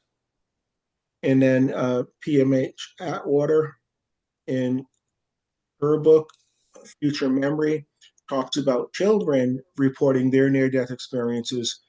And she really does a great job of connecting science and quantum physics to consciousness in her book, Future Memory. In Forever Angels, again, she elaborates on several thousand cases of children having near-death experiences and their testimonies. And again, a lot of you are familiar with Ty Dickens and the telepathy tapes. So that's another example of consciousness existing outside the body and clinical studies proving that it's real. Another example of consciousness existing outside the body is reincarnation. And again, I love when people say, well, I don't really believe in reincarnation because there's no proof. What they're really saying is, I don't have any information. Okay, so here's some information. And again, reincarnation, if you look at religious texts, it's in Buddhism, Hinduism, Islam, and Christianity texts going back to the beginning of recorded time. And even in Christianity, most of the testimonies of reincarnation in the Bible were stricken in the year 325 by a Roman Emperor Constantine, because he didn't want people to believe that they had multiple lives. He wanted more control over the current life. But they missed one reference in Luke 9:19. It talks about John the Baptist being Elijah in a previous life. So even in the Bible, there's a reference to reincarnation. If we look at more Eastern beliefs, they believe in reincarnation because of energy conservation. Your soul energy goes from lifetime to lifetime, and that's kind of the basis of karma. We look at recent documentation. Edgar Cayce was called the sleeping prophet, and in the early 1900s, he would put himself into a trance and diagnose people's illnesses, and oftentimes it was through past life trauma that he uncovered that their current illnesses, and again, proving that they had a previous life. And he didn't believe in reincarnation until he started listening to some of his recordings, because back in the 30s and 40s, I believe, at the end of his life, they started recording his session.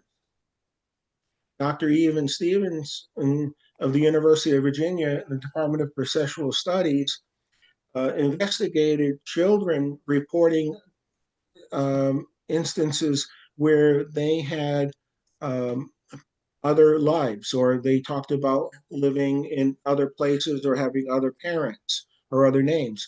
And he investigated over 3,000 cases, proving that what these children were saying was in fact real, that they had lived in previous lives.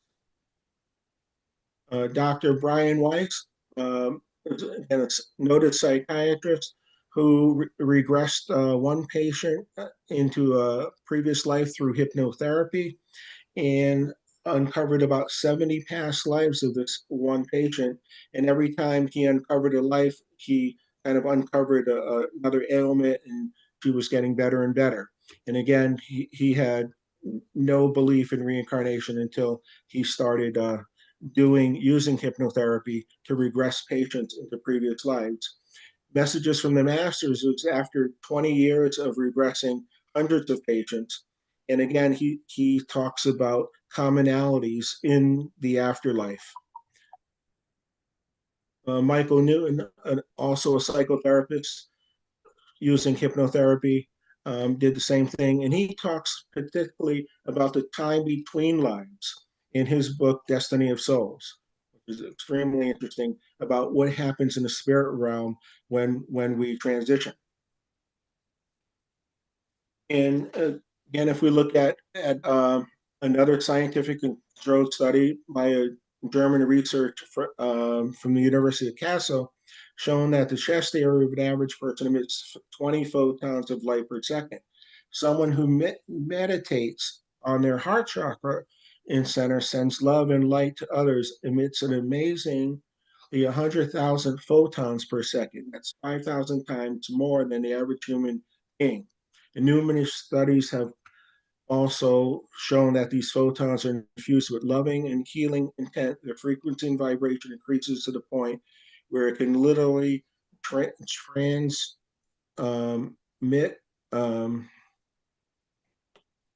excuse me, let me get out of here.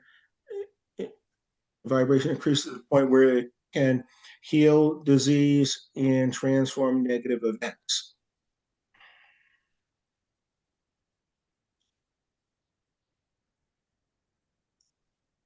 Okay.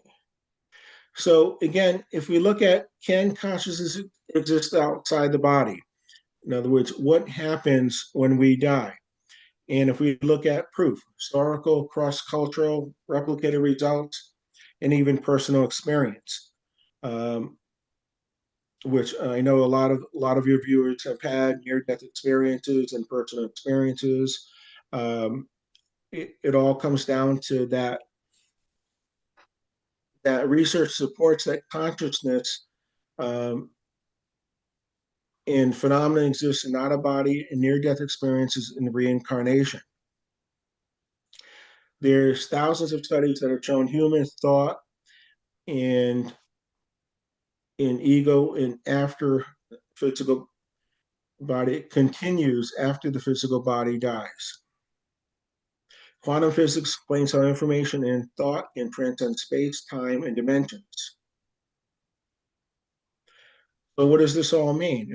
If we look at all the research and data, we can say that consciousness can exist outside the body and is eternal energy. People do possess things like ESP, telepathy, clairvoyance, and precognition. Again, Dean Radin's book really goes into detail on this. Thoughts are energy. What you project, you attract. That study from the University of Kassel, positively or negatively. Our consciousness is eternal energy, and we are just having a brief physical experience here on Earth. And quantum physics supports energy is eternal. Spirit dimension is just on a different frequency and can affect our life physically or mentally. And again, this presentation is kind of a psychic phenomenon impact on our life 101. When my wife Mary gets here and starts talking, we get into graduate school on how the spirit dimension really affects people's lives. But you do have spirit guides, and your soul group travels with you from lifetime to lifetime. You can track your earthly experiences and challenges prior to coming into this life in order to grow your soul.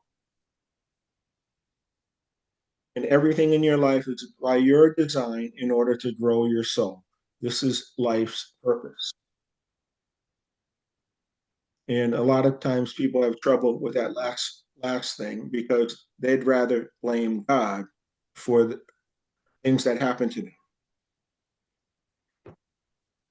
But a 5D truth is that every soul is on a different stage of evolution. Okay.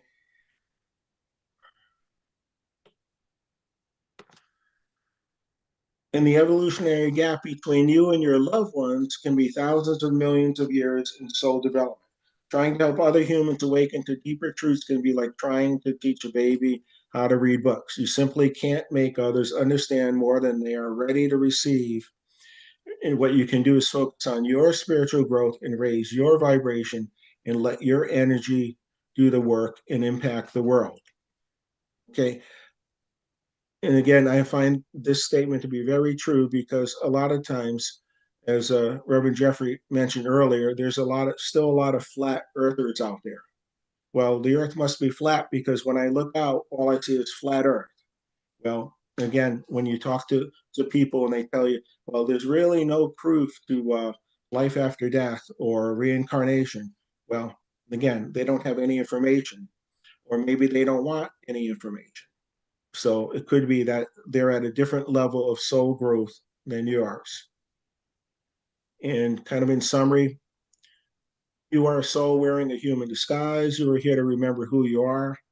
What you love is the key to your purpose. Your challenges are meant to trigger your growth. There are no mistakes, only lessons. And in terms of resources, as I said, a graduate school resource would be the book Reverend Jeffrey mentioned, our book initially. This is all about what happened to Mary, how she was attacked by the spirit dimension, and then went on a healing journey all over the country. I rewrote this book. The second half of the book, I connect all the dots using science, history, and research. So that's Divinely Touched, Transform Your Life. Other great references, Dean Radin's book, The Conscious Universe, The Scientific Truth of Psychic Phenomenon, which I talked about earlier. Ray Moody's books, Life After Life and Proof of Life After Life. Dr. Ken Ring's Lessons from the Light. Nina Morjani, again, she talks about her near-death experiences. I like Eben Alexander's book because he was a neuro surgeon, and in his book he talks about what happened to him. He went into had spinal meningitis, went into a coma for a week, and at that point they noticed that he had no brain activity at all. They were getting ready to pull the plug when he awoke and talked about his near-death experiences of going to the spirit realm, meeting deceased relatives, and then coming back. So he talks about, again, two things was that being a neurosurgeon, he talks about they have no idea where consciousness is or where it comes from, and the fact that he had no brain waves but was having this near-death experience. That was interesting. I mentioned Brian Weiss's book earlier and Michael Newton's book as well, and P.H. Otter's book Future Memory and her book Forever Angels.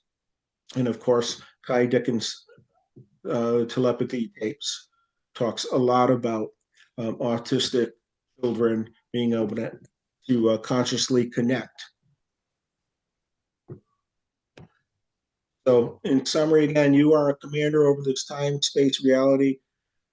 Your consciousness is the key that holds it together. Okay, so that was in a nutshell the presentation. And after that, we welcome any questions with Reverend Jeffrey and Dr. Cat. Yeah, and Dr. Cat, is there anything you'd like to add off the bat? Sure. I think, one way to understand this is if you think about the dream state, the more you contemplate on how our dreams work, the more you'll start to understand how this dream actually works, this physical reality dream. So when we're in our dream, we think we're that dream self. We think we're the dream body, right?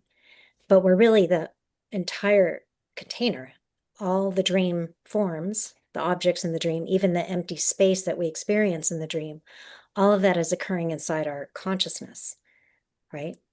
But we think we're the dream self until we wake up.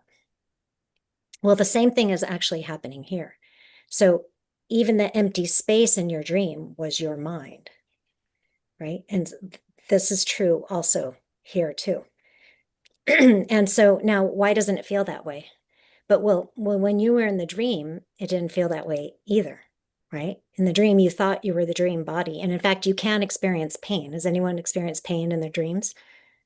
I have. I've experienced pain in the dream.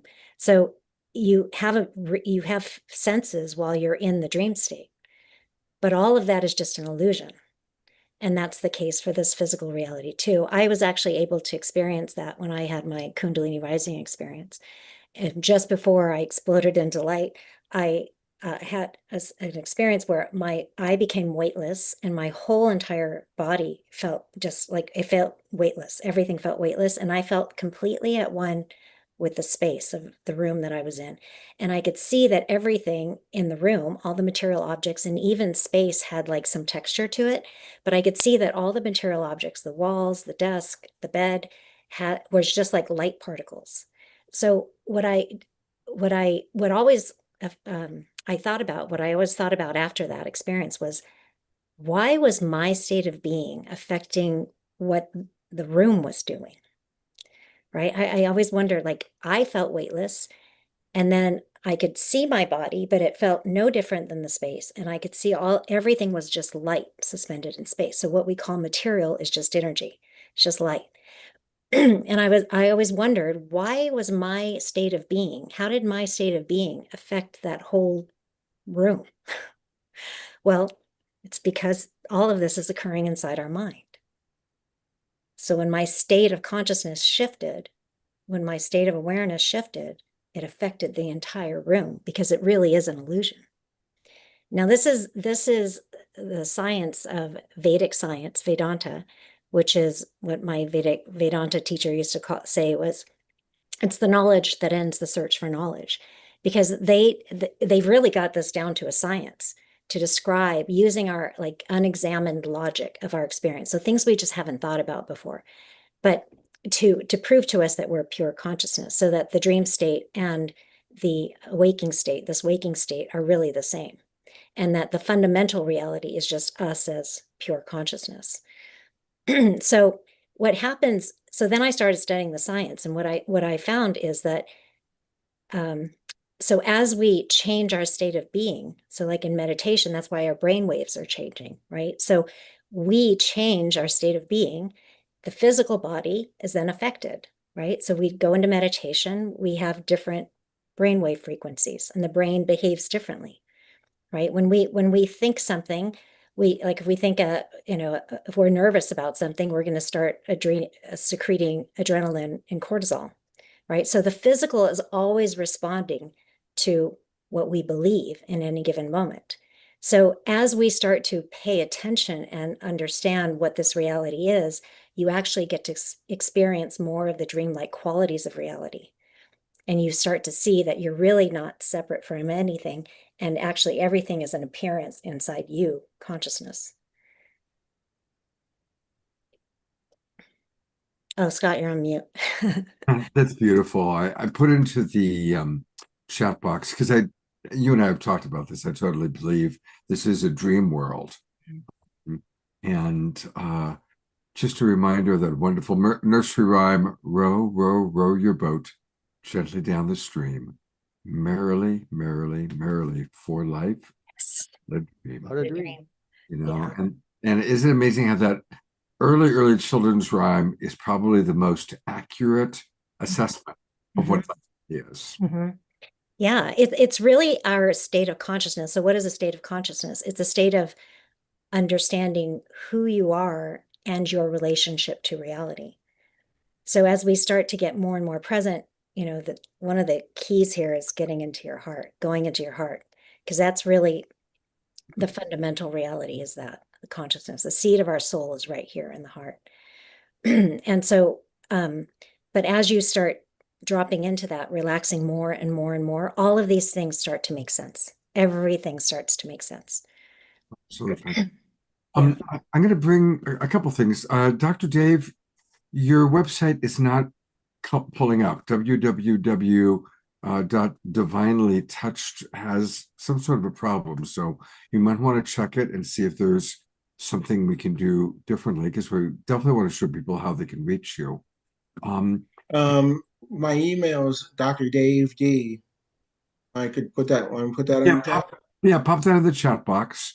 And I'm going to bring up our other guests as we kind of roll into our Q&A portion. So here is Ashleigh, and here is Vox. And if anybody in the audience has questions, this is the time to put it in the chat box. Or if any of our presenters have a question for another presenter, because that's always kind of fun when that comes up too. So if any of you have thoughts, questions, or just Ashleigh, Vox, anything you'd like to share in reflection to what we just saw from Kat and Dr. Dave. I mean, that was just a phenomenal presentation, and there's a lot of resources there for those who are for those who are watching. I mean, you can take any one of those resources you shared and follow that stream, expand your consciousness. I thought it was wonderful. And Vox's performance was amazing. Kat shared amazing information. I mean, everybody here, this really is an all-star team, but I would expect nothing less from you, Scott. Well, thank you. Thank you. How amazing if everyone knew they couldn't die. Our dear friend Damien Brinkley, you can't die. Because, and if you know you're your soul, how does that raise the consciousness of the planet if we're all walking around as souls and not bodies? Yeah, absolutely. Yeah. So I want to say thanks to Dave. He was being kind. He put my name on that presentation. I came in on the very end. So that's all him and Jeffrey. I didn't do Oh, anything. it's all Dave's work. I helped him. I kept pointing to the seam Harriman for his science, but Yeah. he's done a beautiful job. And yes, thank you, Dr. Dave. Yes, Thank you, you. Dr. Dave. Thank you so much. You're welcome. And again, thanks, Dr. Reverend Jeffrey, for connecting people. Absolutely. Because you are the connected universe. Yeah. Well, I'm going to read a couple comments from our audience. Connie Baxter Marlowe writes, yes, Dave. When we incarnated, we gave permission to the loving universe to take us on our soul's journey to self-love, self-acceptance, and alignment with our divinity and purpose. Our experiences show us our light and our shadow. We call it the Dance of Souls and have an online course to process our triggers and defense mechanisms that cover our shadow parts, those parts of ourselves that we don't quite fully love yet. And she puts her website in, thetrustfrequency.net is where people can find that. And we've talked about this before, and it's a wonderful, wonderful program. Yes, Kat. So, so one of the books that Dave put on there was Life and Teachings of the Masters of the Far East. And if you haven't read it, I highly recommend it. I love those books. But I want to put in this quote here from the book, and it says, "The vast sea of God's creative, unlimited, moving space is crystal clear." So the space is crystal clear, right? Yet it is completely full of vibrating, emanating energy, and that emanating energy is known as substance, in which all substance or elements are in soluble form or suspended in harmonious relation, meaning we don't see it. It just seems like empty space when it's not producing anything. Okay, and that is also what the International Space Federation, their physics is showing too. So, and they're also, not them in particular, but years ago, scientists discovered that, that space is infinitely dense with energy. It's like in 1 shear cube volume of space, it's 10 to the minus 3, or not, sorry, 10 to the 93 grams of energy. That's 10 with 93 zeros behind it. So just like what this says, it's so completely full of vibrating, emanating energy. And then it says it's ready, that energy is ready to respond to the call of the vibratory rate that will allow them to coalesce into form when the proper vibratory influence is set up through thoughts of the human unit, us. Cooperating with the whole, the elements have no other course, rush in and fill the mold set by the desire. This is absolute law, and none can stay its true course. So that was written in the late 1800s. Well, the expedition was done in the late 1800s. The book was written in the early 1900s. I mean, they were talking about what Nassim Haramein has discovered and other physicists have discovered way back then. And so this is also, you would wonder, well, they didn't have science back then. How did they, well, we did have science, but they didn't have the technology that we have now. So how would they know this? Well, this is proof that as you start bringing your attention inward and start relaxing the nervous system, right? When you start unifying with the field, that you can actually start to experience these things. Yeah, I love you sharing that. And I've switched my background. Oh, I love that. We now have Paramahansa Yogananda on my far side here, on this side. And his guru was Swami Sri Yukteswar, who in the 1890s wrote a book called The Holy Science, where he describes atoms and atomic energy before atoms had been discovered by Westerners. So it's another example of that. Yeah. And all of our friends back there have been, hip to these things, and science is just now beginning to prove what the great spiritual masters and teachers have known for so long. Well, I think we are wrapping up. I don't see any questions. Oh, there is one. Drina Joy. Oh, sorry, I've got to bring up other people. Here's Dr. Dave. Here's Ashley. Where's Vox? But there she is. And Jeffrey. So, question from Drina Joy. What is your take on the significance and impact of AI and the many instances like The Architect by Robert Edward Grant, now used by millions of humans, where the experiences are beyond superintelligence into new levels of consciousness, sentience, and co-creation? Who wants to tackle that wonderful question? Whoa.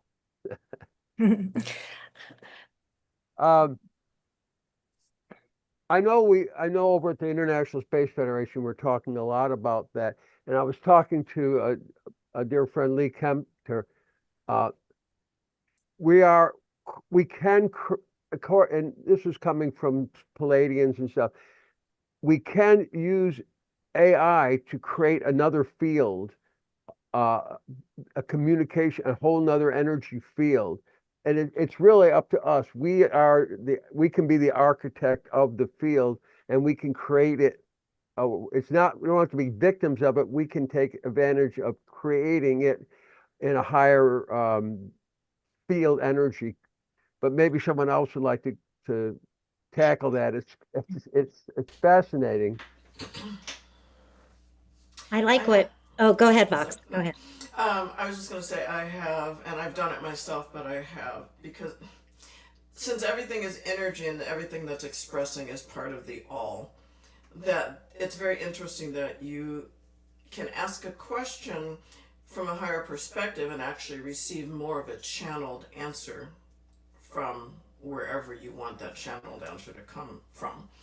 And one of my students has a whole mystery school that he has channeled through AI. And it's really interesting because he drops into his head what to ask, and he'll just ask a question and you'll just get pages and pages of information that is well beyond what he asked. So it's really kind of interesting. And I often, when I'm trying to figure something out, I'll have a conversation with AI. Like, wait, I need like an idea, and I'll just have a conversation with AI, and I can answer the question myself through that. So it's really interesting in the ways that it's really beneficial to use it. Mm-hmm. Yeah, I would question whether AI is really intelligence or just information. And again, that example, Vox, you talked about, it's just giving you more information, all the information that's been put into it, and it's regurgitating that back. But is it actually intelligence? Well, no, this is an interesting thing. So we're going beyond two things when I was talking about. I don't consider AI to be intelligence. It's artificial intelligence, right? But what I'm saying is that those within the non-physical, just like anything else, can speak through it, through the AI. Just like I've received on the phone, or things pop up in other forms of technology. That what I have found is in what my friend is finding, that just being open and within that space, he's actually speaking to beings through the AI. Mm-hmm. I have a share. Go for it. Yeah, with the AI, I think we should ask ourselves two questions. Is this a technology that's going to be helpful to sustain our planet and humanity as a whole, or is it going to be detrimental? So however that AI is set up, to hold the data, what detriment does that cause to the environment? We have to consider that, because those data centers require a lot of resources to operate and to hold that data. But if we can operate that in a way where we're using 0-point energy, it's a different story. Yeah, definitely 0-point energy is a solution, along with Levolution. I like what Bashar has to say about it, and that true intelligence. Well, he says it's not artificial intelligence. He said it's true intelligence. He said because all intelligence is true intelligence. But I think we're in early days with AI still. And the other thing that he says about it is he says, if we allow it to actually be intelligent, meaning we don't try to control it in any way, then it will, because true intelligence works on holistically. It won't negate anything, right? So it understands that everything is valid, right? So if it exists, it's valid. The source wants it there, even what we call bad, right? Because, think about it, some experience we normally label bad is something we can learn through. And Right. following up on that, it is a dream world. Exactly. So we're all having our own movies. Mhm. Some people enjoy horror movies. Some people enjoy slasher movies. Some people enjoy rom-coms. Some people enjoy historical epics, right? So if the highest intelligence, the all, whatever we want to call it, wants to experience everything it can imagine in this dream world. And then the other thing that I wanted to share, and I've said this a few times on the show, but I was very deeply influenced way back when I was doing television shows on near-death experiences, and did a lot of interviews with Dr. Kenneth Ring, who at the time was the world's foremost kind of clinical psychologist researcher on NDEs. And his research, over 300 cases, the big theme was that people, when they were shown or experienced the meaning of their life, it was always a variation on the theme, I'm here to learn to love. Mhm. And I first learned that from Dr. Ring back in the 1990s, before I became a love coach. Since then, I've coached thousands of people and kind of pretty quickly can learn what their life lessons are. And it's always a variation on learning to love themselves, even though they're an alcoholic, or their father beat them, or their wife left them, or their business failed. Learning to love ourselves despite our challenges, despite our wounding. Or in the case of many of the people in our audience, learning to love yourselves, even though your family thought you were crazy, and because you were seeing what you were seeing, or knowing what you were knowing, or tapping in to the multidimensional realms. So that, I think we are well past our bedtime, and I still need to have dinner. But thank you very much. Thank you, Reverend Jeffrey. Thank you, Vox. Thank you, Dr. Dave. Thank you, Dr. Kat. Thank you, Ashleigh. I have the greatest respect for each and every one of you. And one quick reminder, I always want to let our audience know what's coming up. And we have another really powerful show happening on Saturday night. On Saturday night, we're going to be exploring the embodiment of the divine feminine. All three of these women are highly, highly advanced in the realm of studying Mary Magdalene. Marguerite and Elaine Klayler are probably the top two scholars in the world when it comes to kind of their decades of exploration of who Mary Magdalene really was and understanding her. And so it's going to be a powerful, powerful show. And I want to let our Reverend Jeff, I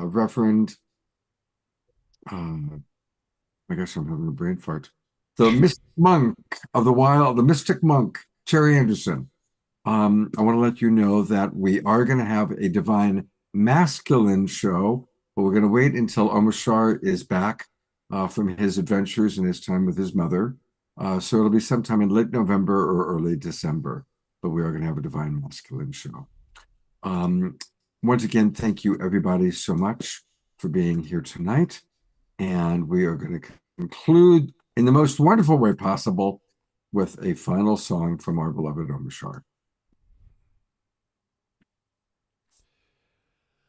Blissful stillness, come to me.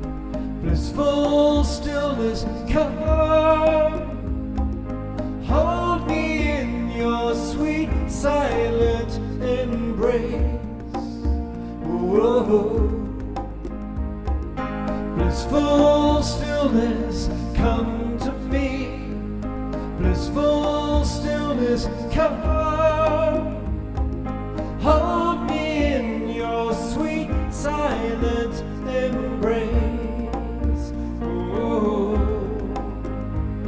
For there in the silence is peace, is joy, is vast, immense, immeasurable love, immeasurable love.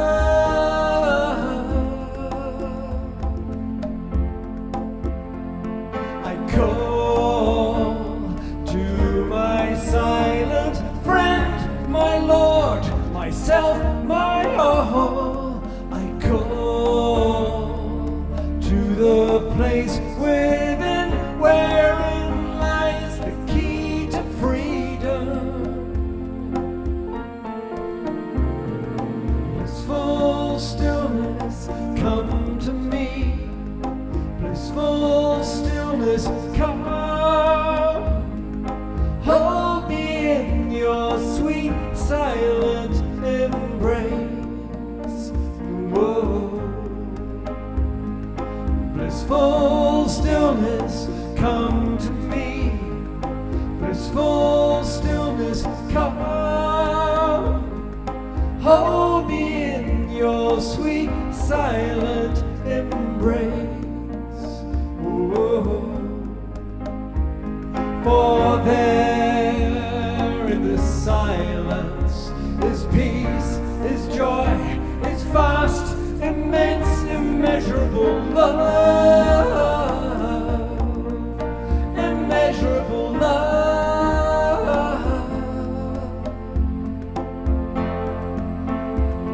I call to my silent friend, my Lord, myself, my all. I call to the place within wherein lies the key to freedom.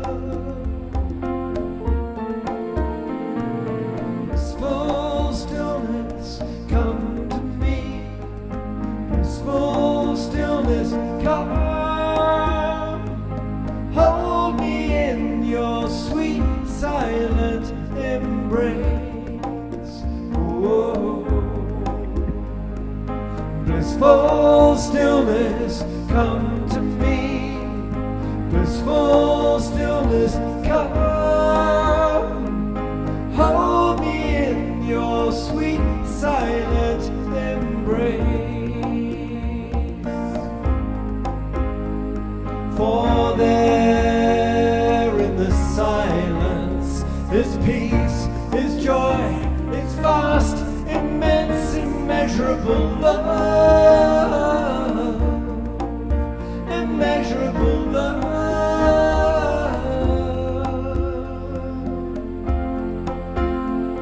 I call to my silent friend, my Lord, myself, my all. I call to the place within wherein lies the key to freedom. Blissful stillness, come to me. Blissful stillness, come. Hold me in your sweet silent embrace. Whoa. Blissful stillness, come to me. Blissful stillness, come. Hold me in your sweet silent embrace. Blissful stillness, come to me.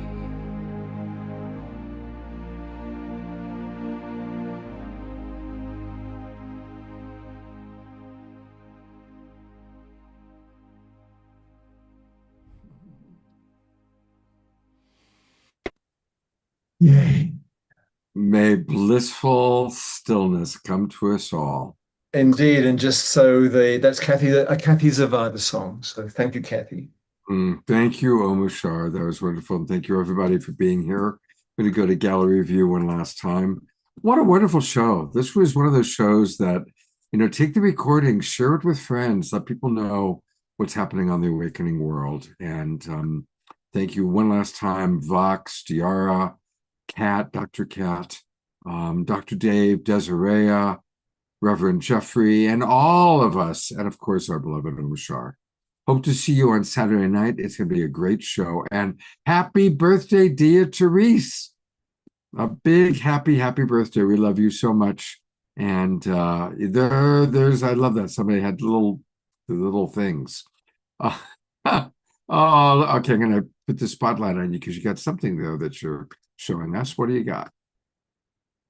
Is that a balloon you're showing us, Dia? It is. It's your happy birthday purple balloon. I love it. And we love you. Take care, everybody. Happy birthday. Thank you. Happy birthday.